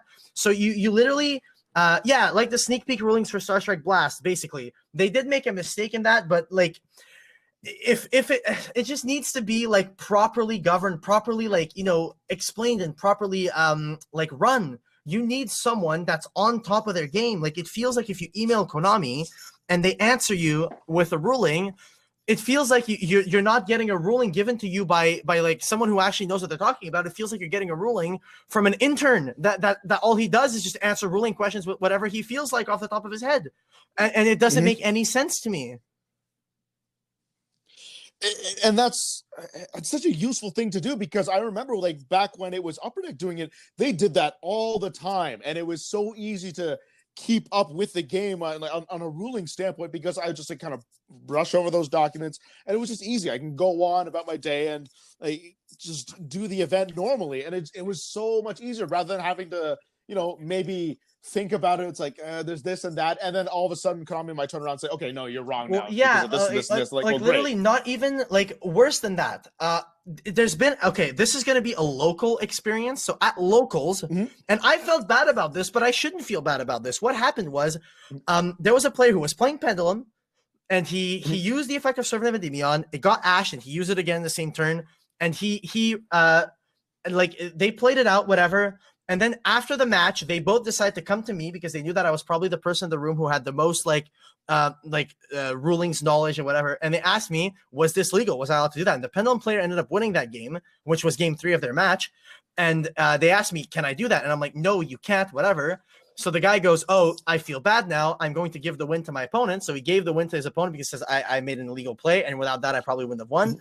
And then he Googles, pulls up the email, pulls up Julia saying this email is correct. And then they come see me and they're like, you made a mistake. You're wrong. And I'm like, no, the email is what's wrong. I'm not, the ruling that I gave you is not what's wrong. It's the email that's wrong. And the fact that Julia decided to back up an email that's wrong. But at the end of the day, like, it just ruins the local experience, the competitive experience, like any sort of experience where you're trying to play, and it does not make any sense when a ruling is either ruled super incorrectly or properly, and you have no way to know which is which. It ruins the integrity of events and ruins the quality of these events if the events are not run with proper rulings. It just doesn't make any sense to me. Yeah, that's kind of how I felt too when I did that DB test. I felt like I was starting to get a little bit like rusty on my rulings as I started moving forward. And like when I went through that test, I'm like, I mean, this is a lot tougher than I thought, because I'm like, it used to be this way, now it's like all this way. And now I feel like everything I rule now, it's in the back of my mind, like, did I rule that right? Just because now the game's gotten a little bit more inconsistent with even funnier than that, it's happened to me at events, YCSs. When I was at YCS London, it happened. At Utrecht, it happened. In Dallas, it happened. Like, you name it, it happened at all those YCSs. A judge came up to me and says, hey, Coder, I just got appealed. I'm waiting for the head judge to come take my appeal. Can I just ask you if my ruling is correct? And I'm like, that's how bad, that's how bad it is when a judge doesn't even go and ask the head judge or one of the assistant head judges if their ruling was correct. They go to Mr. DistantCoder over there sitting at table 27. Hey, Coder, taps on the shoulder, Coder, is my ruling right here? Like, they come to me because they know that if I make a mistake, I will admit to my mistake and I will learn from my mistake and I will know what the ruling is for the next time. Whereas Konami judges, if they make a mistake, they don't learn from the mistake. They make their mistake be the correct answer so that they never made a mistake, which doesn't make any sense. And then that just causes a bunch of precedents for all sorts of stupidities, and it just doesn't make any sense to me. Yeah, we go back to that, holding that accountability, which could be a reason why we have all these these regional differences now, which is something that we never had had to deal with and before. Honestly, these regional differences can just all be fixed. They can all be fixed by just officially announcing the OCG rules change of April 1st for the TCG, and that's it. Everything is solved. That would be magical. I made a video on this. I made a video saying that you should be playing in the TCG, be it NA, EU, you should be playing with these new April 1st revisions because almost every single event, save for a select few, has been using these rules. So there's no reason why you shouldn't be using them because the precedent has been set that so many of these events do use these rules. So there's no reason for you not to be using them. But Konami, and like I even in that, I have messages from Matt Bell, he's no longer anymore, but at the time where that message was sent, he was a Konami representative. And he said, yes, these rule changes are meant to be implemented in the TCG in the near future. They just have not been announced yet because of the whole COVID thing. The whole COVID thing like kind of made them delay it a tad bit, but he says that they are meant to be implemented eventually. But he doesn't work there anymore. Like, really? So that's the thing is, like, it was meant to be out now. It was already meant to be live, but it's not just because of what's been going on with events, with like everything in the world and stuff like that. However, events have still been using those rulings. They're just too, like, I don't know, they're like pussy or something like that to like just announce them officially. Just say, yes, we're using these changes. That's it. Have fun. Play the game. Just play the game properly the way it's meant to be played, you know? Yeah, and again, this goes back to playing in different regions. It's the inconsistency. It's like we want a consistent like ruling, like whatever you ruling, put it consistent like throughout all. Yeah, if I'm playing Virtual World, I want to know that if I pull up to an event and a guy Book of Moon's my Virtual World monster, do I cry or do I laugh in his face? Like, that's it. That's all I want to know is, do I laugh at him or do I cry because my card doesn't resolve? That's all I need to know. And like, you can't know that until you pull up to the actual event as the head judge, and then the head judge says, well, in my event, I am going to be ruling it this way. I'm sorry, I'm tired of playing Yu-Gi-Oh with house rules. Like, I'm not like playing Monopoly with my family in my kitchen. I'm at a goddamn YCS. I'm trying to play the game at its highest competitive level. Why is it that I cannot play the game at its highest competitive level with some form of consistency in the like fundamentals of how the game is even played? Yeah, and it's really infuriating when that happens. Is, you know, if Konami would just maybe take a little accountability and just say, sorry, we messed up, this is what happens. Like, maybe we wouldn't have these regional differences. Maybe we wouldn't be like quarreling with them so much, because there's always like this divide between judges and players when there shouldn't be. Because I play both sides. Like, I'm a judge, but I'm also a big time player as well. So, you know, I kind of get both perspectives in a sense, but with the way judging's been lately, it's like, I want to play more now. I don't get as much thrill or, you know, wanting to judge anymore. Like, I want to play all my regionals now instead of just judge any of them, because of just like the way the program has gone. If we just took some accountability, like, you know, maybe there wouldn't be a problem, because players like don't mind if like a problem happens here and there, if a mistake, so long as you owe up to it and then be consistent. Honestly, throughout. it can be even a lot simpler than that. The one thing about Konami, especially when it comes to NA, the NA region of Konami, is that in NA, Konami doesn't have PRs that are accessible. I don't even know if they have PRs, period. I'm fairly certain they do. They do reach out to like certain YouTubers. Like, you know how like Tombox has done certain work with Konami. Nim Gage has done certain stuff with Konami. Team APS, Team Sam. They've all worked with Konami in the past. But none of their PRs are accessible. I, as a content creator, cannot easily communicate with a PR in order to maybe establish something there. That is not something that happens. Like, there's like this big wall that divides the public and smaller content creators and Konami. It's like they do not want to talk to us. They do not want to deal with us or anything like that whatsoever. And the big problem that's caused by this is that there is no back and forth between the community and the company. The company do what the company want to do. Absolutely no response from the community whatsoever. If the community disagrees with something, too bad. Keep it in your pants. Sit still. Don't move. We'll do whatever the heck we want. And that's just how the company is run. And the reason that my understanding for the reason for this is that Konami of Japan are very strict when it comes to how they want Yu-Gi-Oh to be run in Europe and in NA. And from don't quote me on this, but from my understanding, from what's been explained to me, is that their logic and reasoning behind the way that they handle these things is because Konami of Japan are very strict with these things. But I don't think you need to be strict with these things to the point where you completely shut out any interaction with anyone. Like, straight up, look at it this way. If what Konami want to do is release an FAQ when a new set comes out with rulings, get me, get Tombox, get 3 of their head judges.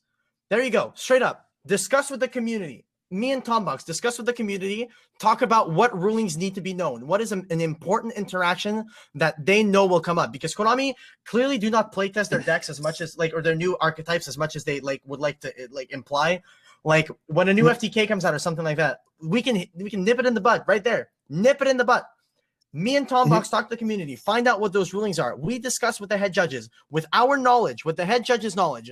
The head judges can discuss with Konami. We discuss with the community. We establish this relationship that is beneficial for all sides of the community. There is no downside to this. There is no downside to having an official database. There is no downside with having an actual back and forth between Konami and its player base. There is no downside to any of this. All this leads to is the player base knowing the rulings, the player base hopefully understanding the game a lot better, because the community does not understand the game as well as it should. Like, this is like a genuine fact. Like, the whole players don't read like joke. Like, it's not a question of the players don't read. It's the players don't fully understand the game, because anytime they go to an event, everything is different. Everything changes. And, you know, and there's precedent in other games as well, where the companies have, like, you know, transparency with some like major community members. Like, for example, like Capcom and Street Fighter, they'd like bring in like community members in to help kind of like product kind of play their games a bit, like get feedback from it. And then they would do like patches to like kind of fix the game, because like this thing might be too cheap and whatnot. And then we've only seen Konami have like a little bit more interaction with the community, as far as, you know, like bringing in like players to be like color commentators for their stream and whatnot. And I think like One Worlds, I think they brought in some like streamers in there that came in, but we don't see enough of this. They're kind of like late to the game, and I really like that idea that you brought. Yeah, well, the thing with that mostly is that Konami of EU, I've noticed, are a lot more like open to it. Like, for example, like when it comes to when I went to YCS Utrecht and I was like, you know, speaking with Farfa or speaking with like other content creators and stuff like that that do stuff with Europe, I met people there that basically are the ones that get like the streamers to come on and host like and commentate like the feature match and stuff like that. Like they actually have names. These people have names. They have faces. Like Matt Bell was one of them. Matt Bell was someone that was known and whatever. These people have names and faces. In NA, if you ask me who's a Konami representative you could speak to, I'll say, well, Julia's the head of the judge program. Okay, do you know any PRs? Nope, no names, no faces, no nothing. I don't know any people here. In EU, they were public, they were known, they were people that they go around the floor at a YCS, interact with players and stuff like that. They're part of the community. Like I literally got to. It's so weird. Like this is gonna sound like such a like a childish thing, but I got to speak to a Konami rep and show him a custom card that I designed, saying, "Hey, I think this card would be really cool in the game." And he actually gave me his feedback. It's like he's someone who has designed a select few amount of cards that are now in the game. So I was like, "Oh, you've designed cards. Would you like to see one of my designs?" I was like, "Yeah, sure. I'm super down." Because these are people who are passionate about the game. They are passionate about Yu-Gi-Oh! And they want to see the game grow. So like, yeah, show me your custom card. Talk to me about that ruling that you have a question on. Or talk to me about this thing that you feel is incorrect. Talk to me about this thing you feel we can do better. In EU, they do it a lot better. They don't do it as best they can, but they do it a lot better. As opposed to in NA, that is inexistent. It does not exist. There is no back and forth between the company and the player base. It just doesn't exist. It's not something that happens. The only back and forth that happens is between the select few people that manage to find the weasel their way in to talk to one person or something like that. That's it. Yeah. And so speaking just from my own like anecdotal experience is that I, as a journalist, I'm always going to every single PR person because I know that's the person that, you know, that I always get pointed to. I always get redirected to PR all the time as a journalist because this, like, I need to talk to a representative. Of course, it's the PR person. That's who I go to. I don't really have that with Konami North America here because I'm like, okay, who do I talk to regarding all these like things that I have, these problems I have? Should I just blast it on the internet and just hopefully someone's going to answer it? Because we've had so many people that like would email Julia or message Julia and she would say, no, like you got to put it through this section or whatnot. Like, but nobody knows who it is. Like nobody knows who it is. And like having a PR person would be actually fantastic because that's where I want to go to talk, especially when I want to interview any company, whatever, go to the PR. If we need like that kind of transparency and back and forth, because I think that's what like, a lot of Yu-Gi-Oh players right now in North America are yearning for. Well, okay. Like before having started this whole Twitch thing, I used to study media and I was working with this one media company in Montreal called I'm Gamer. And they actually took me to E3 one year. So I went to E3 with like my buddies. I don't know if you know the store Geekitude in Montreal. No, that's more of a recent store that opened up in the past like couple years. And they are the ones that also work on I Am Gamer. And I went with them, with the owners of that store, and I went to E3, and it actually astounded me how much I learned by showing up to, like, I would pull up to like any booth, any kiosk, anything like that. I'd pull up to Bethesda, pull up to Sony, pull up to Microsoft. And every time what they would say, what my buddies Salim and Nash would tell me, they're like, okay, find a PR. I'm going to go look for a PR. I'm going to find a PR. Because all you need to do is establish that relationship. You find the PR, you've established a relationship, you find the person that you can email back and forth with for anything in the future coming in order to communicate with this company in order to do stuff. Like someone chat saying, except Nintendo, even Nintendo. We had a Nintendo PR. They knew a lady from Montreal who was working at Nintendo. She was their PR. Having a PR is the key. It's the gateway. It's the access code to get where you need to be. Now, when it comes to stuff like Konami, that doesn't exist. That's not a thing. We don't have that, and we need that. We need that sort of connection. Like that's what sucks is that if there's any time that you need to email, like speak to Konami for anything, you just can't. It's DM this, DM that. Like even when it came to so I had an idea for the remote duel extravaganza. I played in the remote duel extravaganza that happened like a couple weeks back, and I wanted to stream it. They have in their FAQ, you cannot stream your remote duel extravaganza, and I was like, okay. Do you know who GM Hikaru is? Hikaru Nakamura. He's a chess player. No, I do not. So Hikaru is a chess player who streams on Twitch, get like averages like over 10K viewers every single stream and all that. And he's a professional chess player. And when he plays online in a chess tournament, he doesn't stream it himself. He hires hosts to stream his games via his Twitch channel without him being a part of it. So he's playing, but he hires other people to run his Twitch channel for the day to follow him around in his games and stream his games. So he does not have a direct connection to the game. The only reason why I see why Konami is not allowing us to stream our games in the extravaganza is to avoid coaching. But if I do that, like say I get 2 people and I hire them as the host and I give them my stream key. I'm like, okay, cool. Today you're going to stream. You're going to follow me around in my games and you're going to stream. And I won't have access to like any of the potential coaching from chat because you're the one who has a Twitch chat, not me. But there's nowhere I can pitch this to Konami. I even asked them, can I get like any form of like media access or media communication with Konami or something like that or anything like that in order to like bring forth this idea or bring forth a potential of something that we could do in order to be able to stream these events. And they said, email this. And they sent me, this is ridiculous. In the policy documents, there's a section that reads media. And in there, it says, if you have any questions, not questions, I can actually pull it up. Let me pull it up. Policy documents, Konami. I'll actually pull this up. Because this is actually ridiculous. Tournament policy 2020. Okay, media page 13. I'm on it right now. So, at the end of the media section, there's an email that says, any media member wishing to attend an event should contact Team YGO at hkstrategies.com for more information.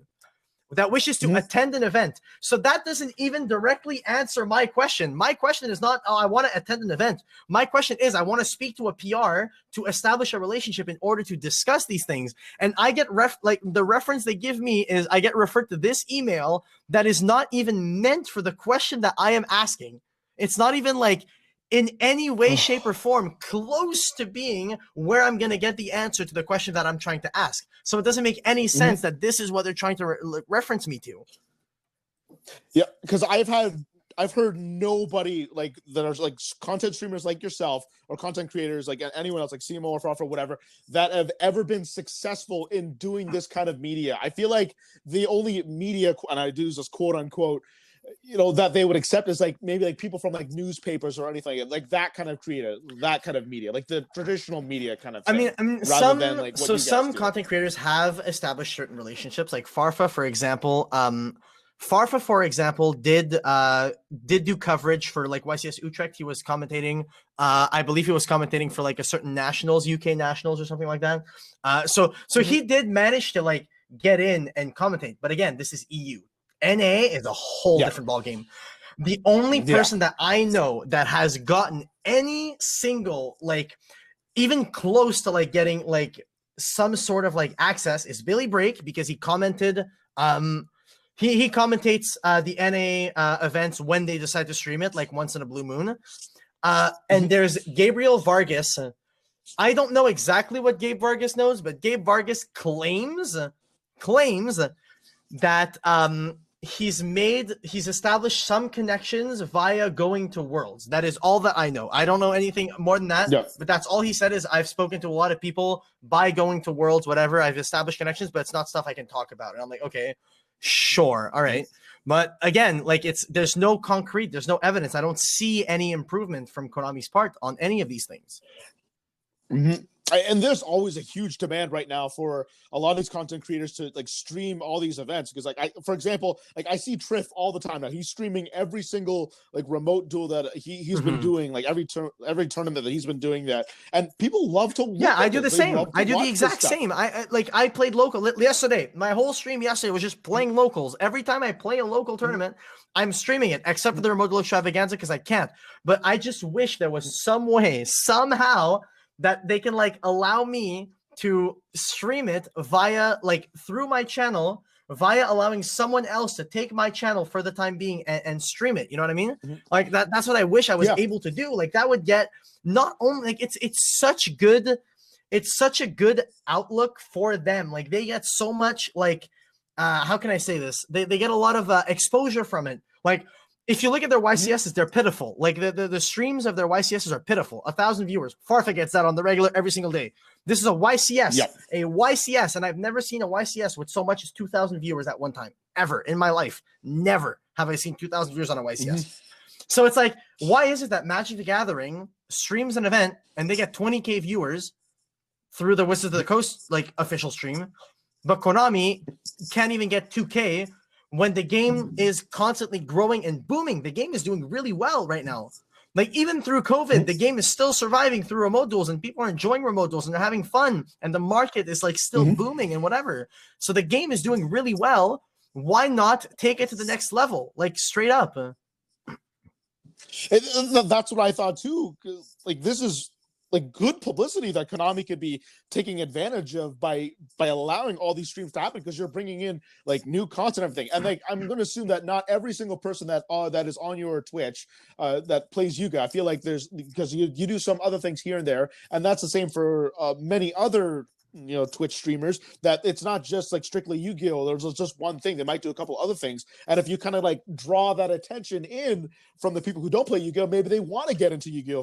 for ones that follow you, for example. Like this is nothing but like positivity in my mind. Like maybe there's something I'm missing from Konami's end, but it's positive publicity that you're bringing to the game. Yeah, no, exactly. It like I don't see how like allowing like that idea that I had, right? I might even try to like email that one email that they sent, even though it doesn't make any sense because it doesn't seem like the correct place to send it. But in my mind, if I'm playing remote duel extravaganza and I have no access to the Twitch chat and stuff like that, that if like I have like one or two people that I trust be commentators watching my game, because you're allowed to spectate games anyway, be it one person, two people, or 500 in my Twitch chat watching my game, if I'm not the one actively streaming it, actively turning and looking at my chat and all that, like there is 100% a middle ground that can be made in order for this to be able to work. It has to be there's no way that a middle ground cannot be met where we find like the best of both worlds for Konami, making sure that there's no cheating, no coaching, no nothing like that going on, and that there's integrity in the tournament, as well as have the content creator making content that is not only good for themselves but also very, very good for Konami in terms of selling their game. Do you believe that because there's that possibility of when people stream, they could be using it as an outlet, like another outlet to like cheat or like or get coaching and whatnot? That's why Konami is deciding. Well, for some reason, okay. So I'm gonna go out on a limb and I'm gonna say something very simple, and that might not be entirely true, but it's something I feel is probably on their mind. Again, going back to the whole Konami doesn't like to admit mistakes. Konami doesn't even allow you to record your own duels and post them afterwards. And let's be honest, if you record your duel and then post it to YouTube afterwards, you can't cheat. Like recording your duel in no way helps you cheat in a duel. So the whole cheating aspect is out the window. So they're not allowing it for some reason because they don't want something to be shown. It's entirely because of that. And I feel that what it boils down to, they do not want you to record the games because they do not want to show if a judge makes a mistake.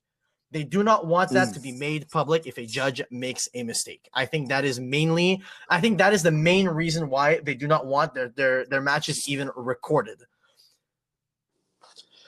Yeah, and that's the thing too, because it's like reviewing game tape in a sense. When you record all these duels, it's something you can kind of fall back on and looks and make it like a teaching tool for something like that. Especially if someone actually does like cheat on stream before, because we've seen like moments where like people have like kind of maybe got away with a couple things here and there on stream and whatnot. And we've seen like the notorious, like, the second battle phase that we've seen, the classic, it's happened before. Yeah, exactly. We have examples of it, and like this could be like a good teaching tool for judges to get better, and like maybe, and like if players can see it too. It's something. There's something positive for it, for in any sense of the word, to review the tape. Why do you think you have so many sports teams that like always have game film of tape of like, even when they lose, they still review it? Like, where do we go wrong? This is where we're going to do better. It's the same thing for Yu-Gi-Oh! For when it comes to like judging your players. We look at the tape, we see where do we go wrong. This is how we get better. And Konami can adapt that kind of idea too when they have this out. Like, so I don't see why. Like, not. I genuinely don't see any downside to like, or any reason why they wouldn't allow recording a game. Like straight up recording a game, it just doesn't make, like, I don't see why there could be an issue. Like, if people can say like that judges then get like witch hunted. Oh, you did this, you did that. But like, I feel like if there is an actual recording, I feel like there's a lot less possibility for a witch hunt. You have the definite proof in front of you of exactly what happened, word for word. Because like, we've seen it at I don't think there's a single event in Yu-Gi-Oh! History that has gone by that there hasn't been some situation where someone goes like, this was ruled at that event, whatever, blah, and we have no proof. Like, we don't have recorded proof of the judge literally said this or the judge said that or whatever.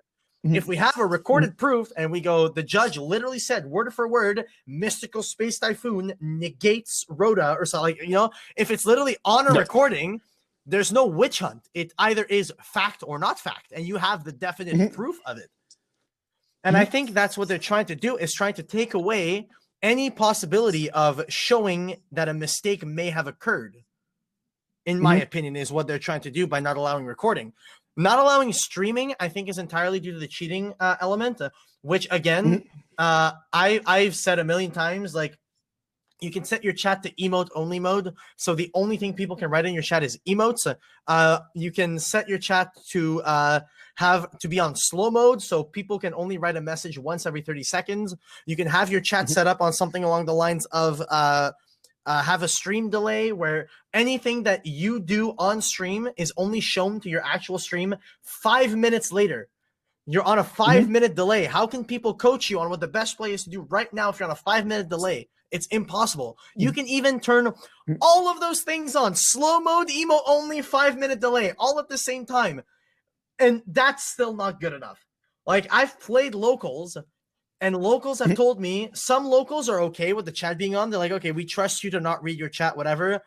Some locals even understand that, like, the Twitch chat very rarely helps. If anything, Twitch chat is a detriment, because they tend, Twitch chat tends to like recommend the wrong plays a lot of the time, because people might not know your deck as well as you do, and then they suggest like some really wrong stuff. You know what I mean? But even further than that, some locals have just said, just turn on emote only mode, no problem. And like, again, going back to those chess tournaments that I said, the chess tournaments, they have anti-cheat rules. Let me read these. It's very interesting, and I think this could be implemented for someone who wants to stream on Twitch a Yu-Gi-Oh! Duel, like an extravaganza or something. So Hikaru, again, was playing in a thing called the Champion Chess Tour, and the anti-cheat measures that they had are, players are required to allow inspection of the playing area and computer on which the player will compete at any time throughout the competition upon request. So if like, a judge literally says, hey, can you tilt your camera to the right or whatever, they have to like abide. And they're like, okay, I'll show you or whatever. Players are not allowed to leave their computer while the game is in progress, except with the approval of a chief arbiter. So I'm not allowed to get up from my chair. I'm at my chair. I'm here. That's where I am. Unless I ask a judge, hey, I need to go pee. I need to get up, something like that. Players will use another camera device for the side or behind to provide arbiters with a view of their screens and desks. I have no issue setting up a camera to my right side, showing that my side monitors are off, that there is nothing going on my side monitors, and that only my main screen is up. And on my main screen, the only thing that's up is my opponent. I have no problem with these anti-cheat measures. I will genuinely, like, I'll even record them, send them in if they need to read it or something like that. And this is to prove that you don't have like someone coaching you or something coaching you on your side monitor or something like that. But the thing is, in the remote duel extravaganza, there are other people that are allowed to join your room and watch your duel. So there's no situation, a situation like that where I can't have just like Discord on a second monitor and like my friend watching and my friend just telling me like what to do. Like, oh, if he makes this play, do that. If he makes that play, do this or whatever. You know what I mean?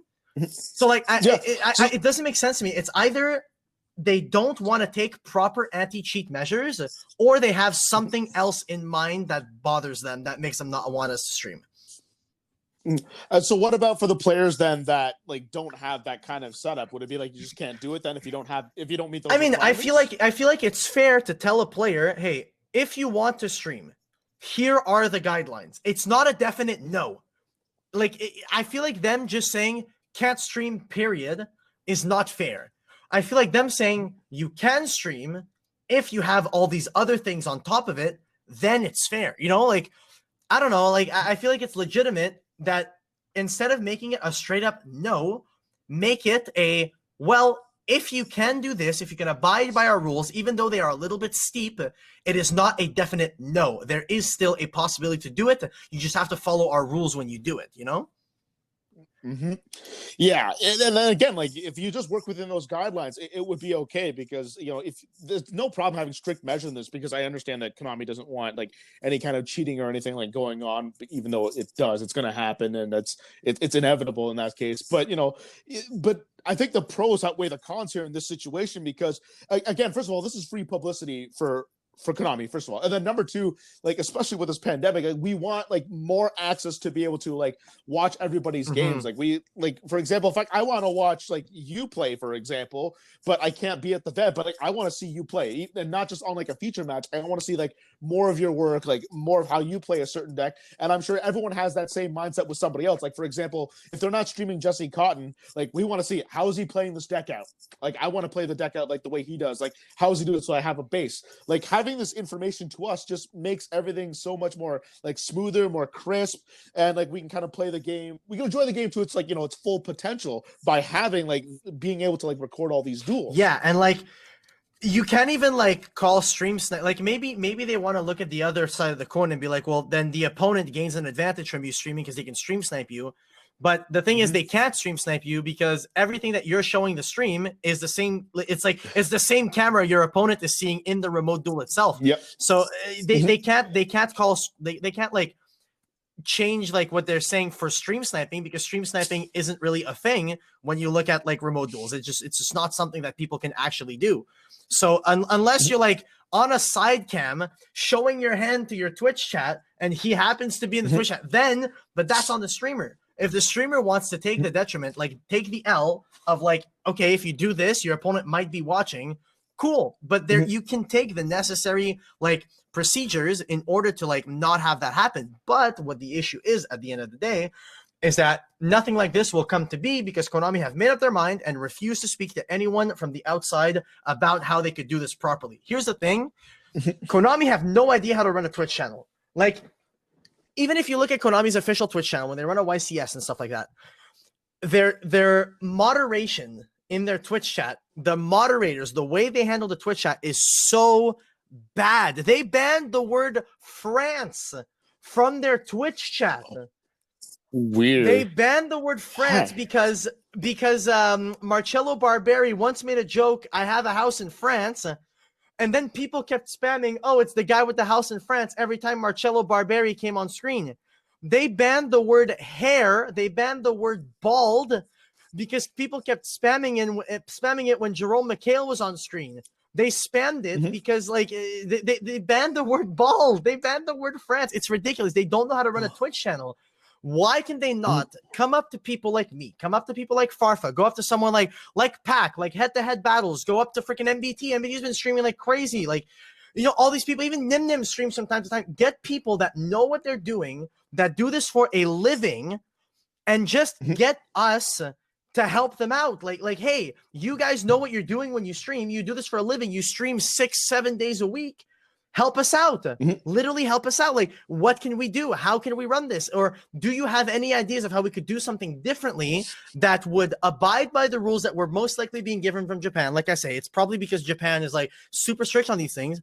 But like, why can't they just be like, okay, so the guidelines are here. This is where the line is drawn. Where can we come to an understanding, to an agreement, to a middle ground? That is what we need to find, is a middle ground. I'm not saying, yo, I'm not out here saying like, yo, screw what Konami wants. Let me run Konami and do whatever I want with it. That doesn't make any sense. They have their guidelines. They have their rules. Cool. How can we play around those in order to make the best like environment that we can have while following those guidelines? And you know, again, like going back to what I said before, like we've seen so many other companies that do this. Like they bring in community members, content creators to help them with their product, and you know, how can we make this better? You know, it's feedback. In other words, this is what the Yu-Gi-Oh base has been wanting, is been able to give feedback to Konami and like have them like take it to heart, not just kind of like, yeah, whatever, and just like toss the piece of paper aside and then just keep going about their day. Because you know, it's ultimately it's the people that this is what you're marketing to. This is what we like.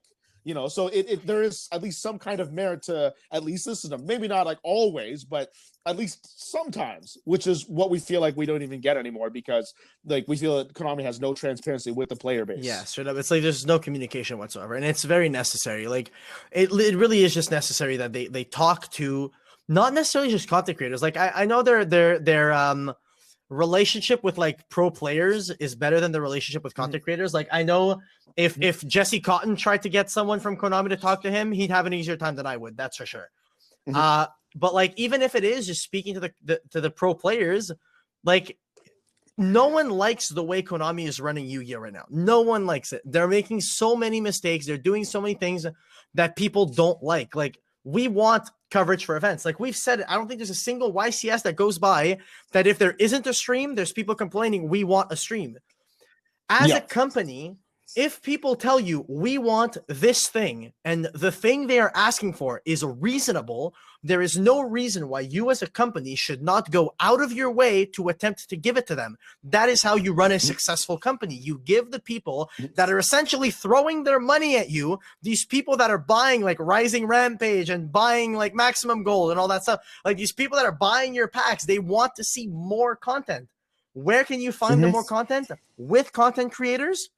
Because we do this for a living. We are literally promoting your game indirectly by making the content that we enjoy. But on top of that, you can't so much as give them a stream if they want one. It's not that hard to run a stream for an event. Literally, like all Konami has to do is tell me, yo, Coder, we're giving you like permission to join any of the rooms in our Discord. You are allowed to do coverage for the next Remote Duel Extravaganza. Go. I would probably run that shit as well, if not better, than any YCS coverage that there's ever been. Like straight up. Yeah. Like all it takes is someone knowledgeable, someone that has that does this on the regular, that has the personality and the knowledge to do it, in order to run these things in a way that is like, you know, legitimate, in a way that is good for the community. Like get like straight up. Konami comes up to me and Farfa, says, hey, you two do coverage for the next YCS together. Not next YCS, the next Remote Duel Extravaganza together. Go do the coverage. Oh my God, that stream would have 5,000 people in it at all times. At all times. Easily. There's no doubt in my mind that if there was a Remote Duel Extravaganza, nothing else is going on. Farfa and I work together to make a coverage team that would be freaking dope. It could 100% happen. It could 100% happen, and it would be amazing. I know everyone in my chat right now would be so down to watch it. I know like so many people would be like, yo, Farfa and Coder, we have Farfa like Farfa probably knows the metagame more than I do, because I don't play the game all that much. Like I play a little, but I play rogue decks and stuff like that. Farfa plays a little bit more meta. So like he has the knowledge of the meta. He's funny. I'm kind of funny, I like to think. I have the knowledge of rulings. Like that's like, I don't know. That's like the best of both worlds. You have everything that you need to have a successful coverage. I don't know. I think it's like it's great. It's perfect. It would be amazing, but it just doesn't happen. Yeah, because one of the big complaints I get a lot from so many people is that like they think the coverage that Konami gives is very stale. Like the commentary is pretty blah, and it's not as exciting. It's almost like watching it's almost like watching. Do not get me started. Where it's supposed to be like, it's slow, but you can make Yu-Gi-Oh a lot more exciting than what it really is, or at least what it's made out to be on the stream. And we've had like a lot of complaints about that. I think like EU actually does a fairly solid job of it. North America, something else. I don't know. I'm not a big fan of it, and especially since I'm also a professional broadcaster, and that's something I do for a living as well. I look at it and I'm like thinking, oh man, like you guys, like this is killing me right now. Like golf is much more exciting than this. Like on the commentary, like. Gotta do better than this. You can do better than this. That's the thing, right? Is the thing is they don't get professional commentators a lot of the times. Like you look at some people do an amazing job when they get hired. Like Farfa commentated at YCS with Darren. Neither of them had commentator experience or whatever stuff like that. But oh my god, they did a really great job. They Farfa and Darren together were a really, really solid team for commentating. But then you have other commentators that are like, is he gonna go for the Boral sword? Oh my god, I think he's gonna go for the Boral sword. Chat, I'm ready. I think he's going to go for the Boral. Like, it's like, I'm sorry, bro. Like, get someone who knows the deck. Like, if the guy's playing Drytron, if the player's playing Drytron, you see his hand. If the person commentating does not know what that hand ends on, then he shouldn't be commentating. Get someone who sees that Drytron hand and goes, okay, with this hand, this player is most likely going to end on something along the lines of Herald of Ultimate List with a Vanity's Ruler, as well as having Herald of Orange Light and Purple Light in hand. Stuff like that. He will have this many disruptions. His opponent's hand is not seeming good enough to be able to handle it. Let's see if he can make that final board. Stuff like Get someone who's knowledgeable about the game. Because straight up, getting someone who just says, oh, I wonder what he's going to do with this hand. Yes, yes, normal summon, yes. Use effect, of course, yes, that makes sense. It's like I'm sorry, I have eyes. I don't need you to narrate what is happening. I need you to tell me what it is you expect. Again, back to the chess streams, because I've been watching a lot of the chess streams. I think they're very interesting. Chess is one of those games that is so simple. The pawn only moves forward, only takes diagonal. Like the bishops only go diagonally on the chessboard. But a chess commentator will literally say, oh, if he pushes the pawn to e4, he'll have a pin on this square and this and that, whatever. Like, they're literally showing all the different possibilities of where a player could go, as opposed to just saying, oh, he pushed the pawn to e4. Oh, his opponent retaliates by moving the knight to c6 or something. You know what I mean? It's like, I don't know. It's just there's a better ways to do commentary. And they're not doing that. And don't even get me started on what happens in between the games. The freaking the song Yugi Moto, where are you? That thing, bro. Don't even get me started on that, bro. That puts me to sleep. As soon as the game is done, I click off to a different stream. And I click back every 20 minutes waiting for the next round to start. Because there's no chance I am sitting through B-roll with I'm not sitting through B-roll with a bad song for 40 minutes straight. Not happening. Forget it. Not happening. Yeah, so many people click off at that point in time once the game is done. But when you see commentators typically in all sports and whatever events, you typically have what we call your play-by-play and your comment and your color commentator. The play-by-play always just tells you what moves it is, and then it's the color commentator's job to always assess and analyze every single move. So that's where you kind of have your pro player that comes in. So let's take an example with you and Farfa, for example, since you don't know the game as the meta as much. We'll say use the play-by-play telling what's going on. Farfa will kind of explain what the heck is going on as it goes, and then you start bouncing off him and you go back and forth until something else happens, and then you just kind of tell the player of what's going on. But you don't feel like there's a whole lot of, at least in the North American streams, you don't get that back and forth speculation a lot. It's just stale. Oh, he did this play.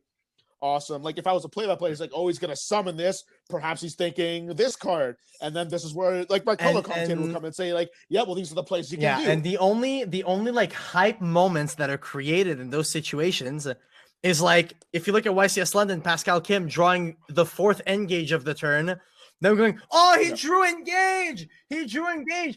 No one is caring to say where this goes. No one is caring to say, At which point, like, where the combos are going to go. It's just he drew engage into engage. Very cool. But where does this go? What does he add? What is the next play? Where is he gonna go with this? What is going through the player's head? Because you can't, don't get me wrong, some players are very good, but the majority of the Yu-Gi-Oh player base is not that good at the game, and they need to be told what is going on in order to understand, oh, so that's what's going through this player's head. That's maybe what I should be thinking of when I, players want to learn. When they watch pro players, they're trying to understand what it is that's going through the player's head. Like, I picked up Drytron the other day, and I got Pack into a call to literally say, okay, Pack, play by play, tell me what to do with this hand. In what order am I playing this hand? What do I want to do with this hand? What do I want to end on? What does this hand end on? Because I don't know what I'm doing with the deck. I'm not like... The average Yu-Gi-Oh player goes on YGO Pro and just presses buttons. They just click, oh, this is lighting up, I'll press on that. This is lighting up, oh, yes, I'll respond to this, I'll chain, whatever. As opposed to actually putting thought into it. Like, a good Yu-Gi-Oh player knows, okay, this is my hand. If I make this line of play, I play around Ash, I play around Nibiru. If he valures me at this point, then I can pivot into this other play, which is not the best play, but it's still good enough to, like, potentially win me the game and stuff like that. The average Yu-Gi-Oh player does not see those plays. But watching a stream, you don't see the player, like, specifically telling himself, okay, I could make this play, which is clearly the most optimal play, but plays into Nibiru. I will play around Nibiru and I'll do this suboptimal play. All the commentators are going to say is something along the lines of, oh, I'm surprised he didn't summon this monster first before making this play, or something like that. You know what I mean? Like, something like that, as opposed to a commentator that is knowledgeable about the deck, and he's saying, yes, okay, he's making this play specifically because he's trying to play around Nibiru. He's actively looking to play around Nibiru. His end board might not be as good, but he still ends on this, most likely by going through this combo, but does not lose if the opponent has a Nibiru and stuff like that. That's where you can see where, like, that's where players learn. They learn by watching, but by being told, like, just seeing the player play around Nibiru, not knowing he's playing around Nibiru, you don't know he's playing around Nibiru.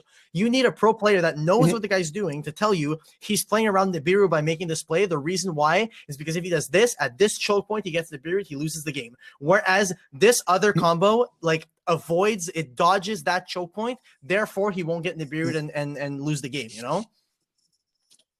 And that's exactly the role of what a caller commentator is supposed to do. They're supposed to dive in depth of every single play that's happening right now. It's like, okay, why is this happening? Why is this happening? Whatnot. It's the play-by-player job to, like, tell, okay, this is what's happening right now. And the color will go, yeah, he's doing this because this is what's happening. And that's why you need to have that pro player. And I'm seeing your chat right now why Marcelo did a great job. Marcelo is a very good commentator, I feel. But the thing is, a lot of times I feel like they put Marcelo next to a co-commentator that isn't, like, I don't know. It's like Marcelo has to do the job of both. Marcelo has to know the game as well as run the show, and the other commentator is just there to, like, nod his head and be like, yes, I agree with what you are saying, Marcelo. I agree.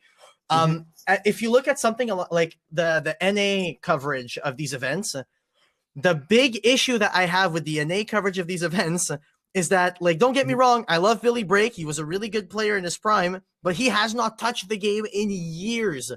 I'm sorry, but if you get Billy Brake to, like, commentate like a tournament today, and a player's doing Drytron combos, you know for a fact that Billy Brake does not know the Drytron combos. Billy Brake most likely is reading the Drytron cards as he's going, or just read them before the match because he was told you're commentating Drytron next round. And that really takes it away, because if you don't know the deck, like, you know, again, as you said, people want to learn. And as it's one of the big cardinal rules of journalism, is that pretend that you are reporting to, like, a reporter out in the middle of the country, to a farmer out in the middle of the country who has no idea what's going on. And you kind of have to do that with these streams. You kind of have to explain everything that goes on, so that way everyone understands. Because, you know, it's not just, you know, like an audience who knows exactly what everything is doing. You also have to, you're broadcasting to an audience that are, like, maybe casual or maybe don't know much about the game. Like, you have to teach everybody that's going along in this. And that's why I report the way I do, is, like, I report to the farmer that's in the middle of the field, that out in the middle of nowhere, that has, like, a remote farm with, like, 2 chickens. Well, you know that like the saying, explain like I'm 5. Like, when someone wants something explained to them, like really simply, explain to me like I'm 5. There's like straight up asking you, to explain to them something, but dumb it down, but not to make them feel dumb. Dumb it down because they know they lack the knowledge, or they lack the information to fully comprehend it. That's what I do with my YouTube videos. When it comes to my YouTube videos, my ruling answers, I could answer all those rulings in just a few words. Like if someone says, what happens if, why can't I Nibiru while Wind is on the field? I'll say, well, because Nibiru's in that if you do. Someone who knows the game will understand, like, oh, wait, I see what you mean. Yeah, it's an end if you do, meaning all these other things. As opposed to if I get like a player who just like I'll take Ruggles, for example. Ruggles has only been playing the game for like a small amount of time. I wouldn't expect him to fully understand the extent of like ruling knowledge that I have, and to be able to explain to him, like if he asks me for a ruling interaction, I would explain it to him like with the whole explain like I'm five like mentality, where I make sure that he has the knowledge necessary, all the steps that lead up to understanding the ruling. The same thing needs to be done in my YouTube videos, which is what I do. I explain to them as simply as I can, and I break them down for anyone to be able to understand, regardless of their level of understanding of the game. The same thing needs to be done at these events. You can't just say, "Oh yeah, he's doing the classic Unchained combo." Like, I'm sorry. If I go, yo, yeah, he's doing the Tri-Brigade Bujin combo, bro. Everyone knows that. No, not everyone knows that. You have to explain it. You have to say like what is going on as it's going on. You have to make sure that it is very clear that the player understands the step by step what is happening. Why is he making this play? Why is he going into this? And I know that it can be kind of boring for a commentator to be explaining full Orcus combo 7 times in the day. As a commentator, when you explain to someone like as a commentator, if you're like speaking in the stream and people are trying to like, understand what is going on and understanding the combos, like I get it that to you as a commentator, you've explained full Orcus combo 7 times in the day. Like it's been like, this is like the 7th or 8th or 9th time that like someone is doing this standard full Orcus combo.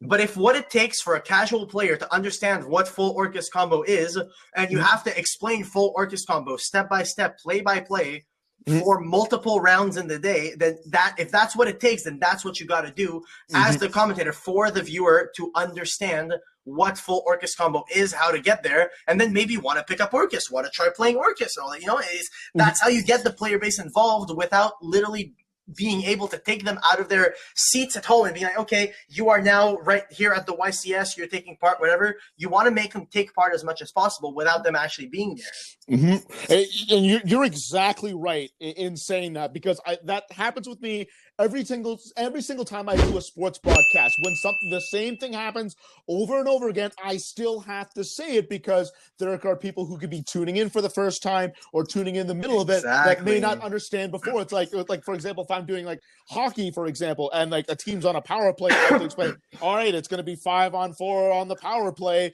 And, exactly. Like this team isn't very good on the power play, so they really got to move the puck around. I have to explain it again and again, and I mentioned it several times over, but that's just what happens. This is what you have to do. You might get sick of it, but it's part of the job. Exactly. It's what you have to do.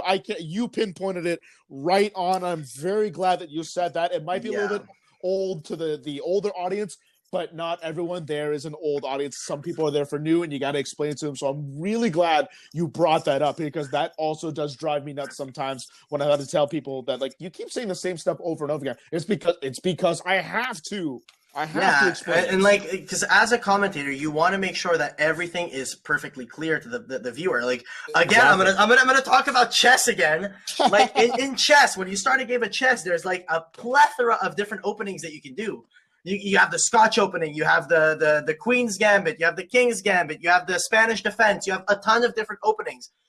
You need to be able to explain, as the commentator, say something along the lines of, oh, he's starting with the Scotch opening, and literally saying something, and like, you don't just leave it at, oh, it's the Scotch opening. Like the same way Yu-Gi-Oh commentators go, oh, it's and there you go, 2 monsters on field, that's full Orcus combo. No, not that's full Orcus combo. He's going to make this play, then that play, then that play. And when you look at something along the lines of like the Scotch opening, you can say something along the lines of the Scotch opening is weak to like the Sicilian defense or weak to something like that. It's weak to a specific type of defense because you leave your like this square open, you leave that square open. When you do the Scotch opening, your queen side is weaker, your king side is weaker, something like that. So a player that doesn't have the full extent of knowledge that you might have as a commentator, you give them the knowledge that they need to like it's kind of weird how like if you watch something like Gordon Ramsay telling people how to cook, Gordon Ramsay explains things in a certain way that me, the person who has no freaking clue how to cook, I can look at Gordon Ramsay, tell this person that they're an idiot sandwich and be like, yeah, how are you that bad at making scallops, bro? Like, how are you that trash at making – I don't know how to make scallops, but I can sit here and with the knowledge being given me by Gordon Ramsay, I can say, oh, yeah, that guy's bad at making scallops, even though I have no idea how to make scallops. You know what I mean?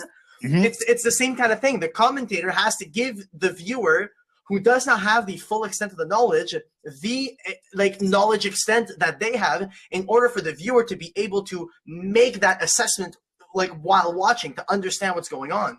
Yeah, and I love that you said that because let's go back to full Orcus combo. So like there's when you make full Orcus combo, you know, whatever on board may not be like the best like suited like board for whatever your opponent you're facing, and depending on what they play, like maybe you don't want to make the standard play because you know what they're playing. Maybe you want to get like you want to set a crescendo or instead of a babble because you know that they're playing control. Because the word like Orcus combo is so, or like combo in other words is so like ambiguous. You have to explain what is the best combo in this situation. You always have to explain everything, and not to mention that's what like the play-by-play is supposed to do. You're supposed to tell what is happening right now at the moment. Let the color and commentator explain why is this happening. I'll tell you what is happening. This always has to be happening, especially in Yu-Gi-Oh. There shouldn't be a lot of like dead time. There should be like talking throughout almost the whole way through. Almost like there might be points in time where we're just okay. Like there might be like a moment of truth kind of thing where we all stay silent. It's like,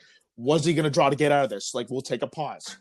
He'll make the draw, and then if he plays the card, though, we might explode and then explain why that card is. Like, we have those moments, like when you see in sports, like someone hits like a game-winning home run or scoots like the overtime goal. We get those big moments. Of course, everyone understands, you know, if you score a goal in overtime, the game is over. But you still say that, and then you keep going on. Like, you'll always have to repeat yourself.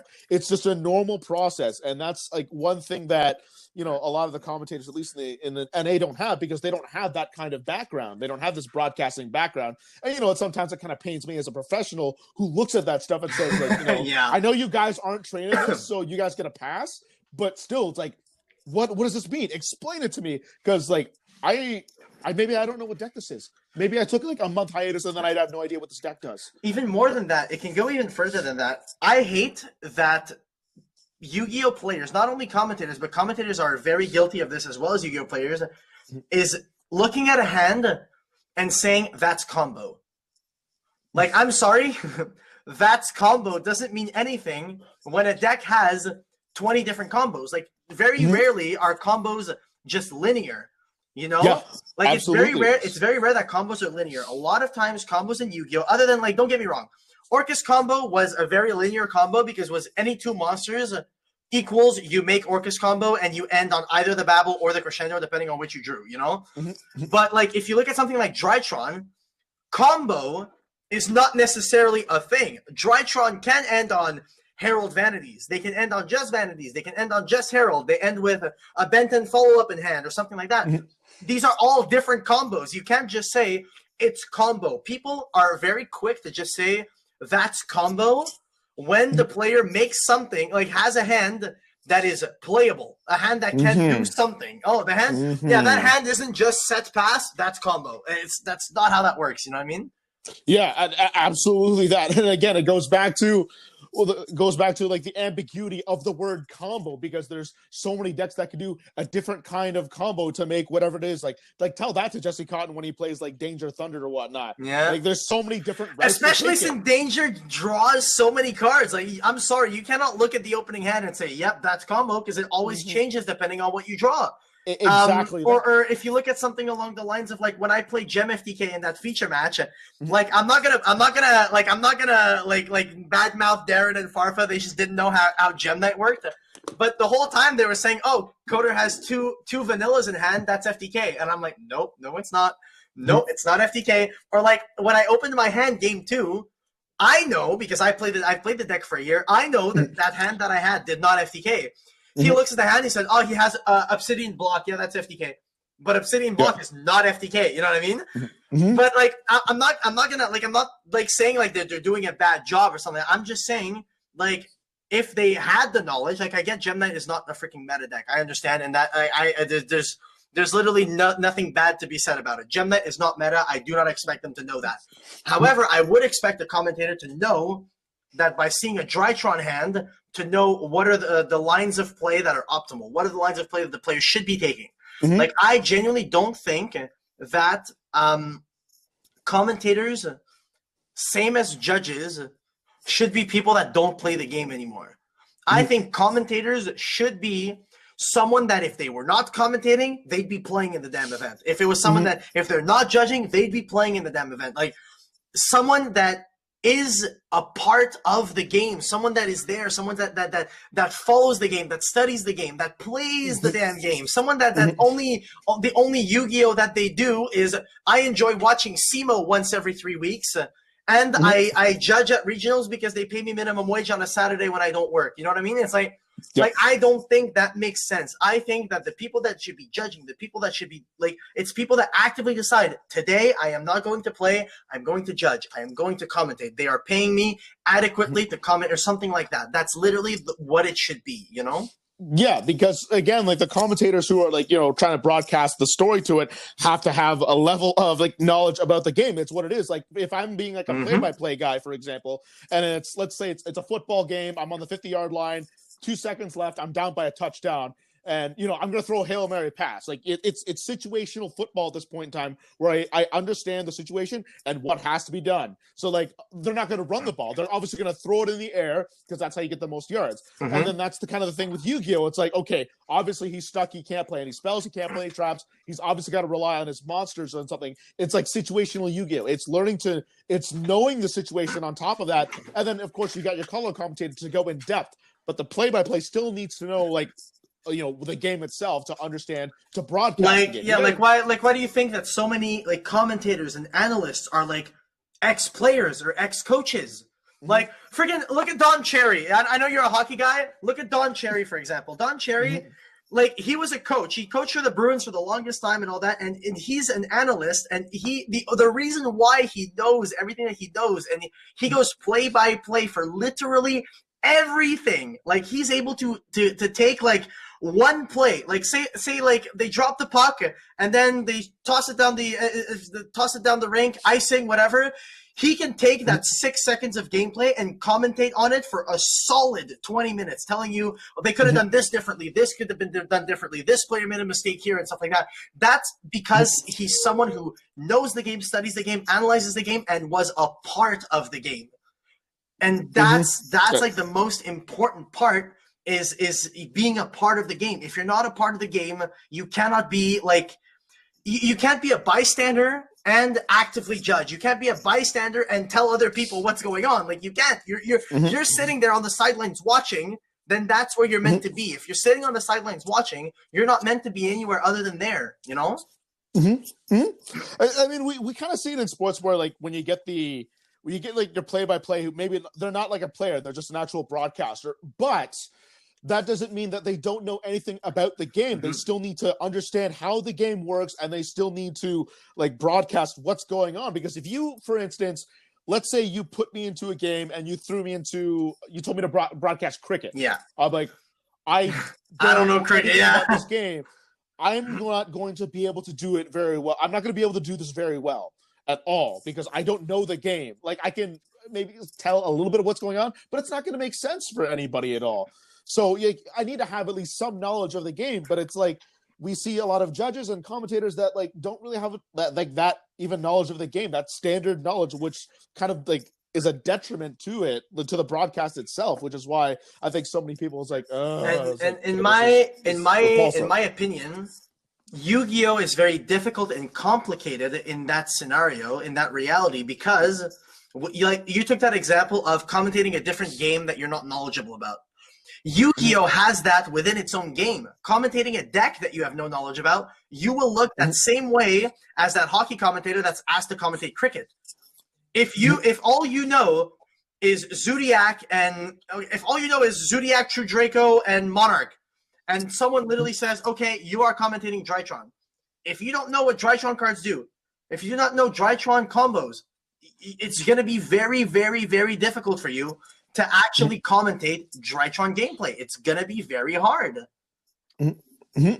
But at the same time, like, you're going to run into that situation where, and this happens in sports too, where you're going to see something that you don't know. But that's the thing about commentating, is that you say it. You say that on stream. It's like if you see like some really weird formation that you don't ever see in football, but they're doing it, it's like, oh, I don't know what's going on here. Like what? And then you have someone else with you, like divert to your color commentaries. Like, what do you think of this? Exactly. If they don't, same thing in Yu-Gi-Oh. If like you're commentating and say you're commentating Drytron. Like, I'm taking Drytron as an example because I'm building the deck, so I have the deck on my brain. Yep. But like, say you're commentating Drytron and a player takes a very odd line. They take an odd line, and you don't have the knowledge of what they might be playing around. I find it really boring if all the commentator says is just something along the lines of, oh, let's see where he goes with this. I would rather see a commentator say something along the lines of, okay, do you think he's playing around a certain hand trap, playing around a certain card? Do you think he's taking a different line in order to access a card that the standard combo does not get him to, or something like that? And even if you're wrong, even if you say, I think this might play around Nibiru. Maybe it does, maybe it doesn't. Maybe that's not even what the player's thinking. Maybe the player's just bad and is screwing up live on stream. You giving that insight of like, maybe he's playing around Nibiru by doing this. Maybe he's trying to get access to like the Herald of Orange Light early so that he has it in hand before the opponent can Nibiru or something like that. Like, make the player seem smart. Why not? Like, you don't lose anything from it. Make the player seem like he's doing something kind of five-head. And no one's going to think badly of it. If you're wrong, you're wrong. And it's like, oh, okay, well, he just made a mistake. Maybe he could have gone for a different line or something like that. I assume the best and things like that. You know, there's a lot more to it than just saying, oh, he summoned Zeta instead of Beta. Weird, you know? Yeah. And again, this keeps going back to holding yourself accountable and just saying, okay, I don't know. I don't know what this play is going to do. But like, you can still say, like, as the play-by-play, I'd say, oh, he's summoning a Drytron Zeta, and like this is what. But I don't know what the deck does, and that's again, we divert. We don't know it. That's fine, because things like that happen all the time, where you're going to come up with something that's not known to you. It's foreign to you, and that's why you have someone else to kind of help you out. That's what happens. It's normal. It's okay, but owe up to it. Don't know what it is. Owe up to it yourself. Just say on stream, like, okay, I've not come across this yet. I'm unfamiliar, so I don't know the plays that this deck is going to make. Still tell what the plays are going on, but then again, that's why you have the color commentator. That's their job. Their job is to analyze what's going on. There's nothing wrong saying on stream, I don't understand what is going on here. There's nothing wrong with that. No one's going to crap on you for doing that. No, exactly. You can't be expected to know everything. Being honest, I think that's better commentary than, hey guys, I have a house in France. I go there during the summer. Like, I'm sorry, that's not commentating. Yeah. Say, I'm curious to see where he's gonna go with this. I'm not too sure why he's taking this line of play. Perhaps he's playing around something, rather than I love France. I have a house there. You know, it's like maybe not. You know. Yeah, because not every single athlete on the field, not every single player that plays Yu-Gi-Oh is perfect. There's going to be misplays. There's going to be odd plays. You go. There's going to be mistakes that made. Everybody makes mistakes. It's okay. It's so long as we owe up to those mistakes and at least admit it. When we give that kind of transparency, I think people will be a lot more lenient, and there won't be as much like witch hunting as like we might perceive that there would be. Yeah, exactly. Oh, man. Kevin, I have had a fantastic time. Yeah, me too. We went for a while, eh? I know we did. And we went through a lot of subjects around this that I never thought we would get into. And I'm so glad that you had like so much insight on this. And I'm hoping your Twitch chat is enjoying this too, because I know that they were watching this on your Twitch. You're only the second person to actually live stream my podcast on Twitch. Farfa was the first one to do it. So again, man, thank you so much for accepting my invite to come on my podcast. And thank you to everybody. Man. Thank you to everyone on Twitch, by the way, who's tuned in to watch it. I appreciate everyone who's going on, man. And DistantCoder, man, thank you so much for joining on, man. Over 13,000 subs on YouTube, 11,000 followers on Twitch, man. Yeah. And, hope to see you in the near future. The next time I come back to Montreal, I can't wait to finally have a nice, fun conversation with you as we go along, maybe get a duel in. But again, congrats to you, all success that you've had in 2020, going from like under 2,500 up to 11,000 Twitch followers, man. Great to see you go from where you were to where you got to now. And again, thank you everybody who's tuned in. Thanks, man. I really appreciate it. This was really fun. Honestly, this was a lot of fun. I didn't think we were going to go this far and talk about all these things. But I have all these thoughts and all these things on my mind and all that. It was good. It was good to let it out. It was good to talk about it. It was really, really fun. I really enjoyed it. Well, absolutely. Hey, and there's nothing wrong with saying that we can have you back for another episode. There's nothing wrong with that. So maybe hopefully that'll happen in the near future when I need you again, when something comes up. Oh, possibly. I'd be down for that. Of course, man. Thank you so much, DistantCoder, for having me on your Twitch stream and for coming on to my podcast. I really appreciate it, man. You have yourself a wonderful day. You too, man. Thanks.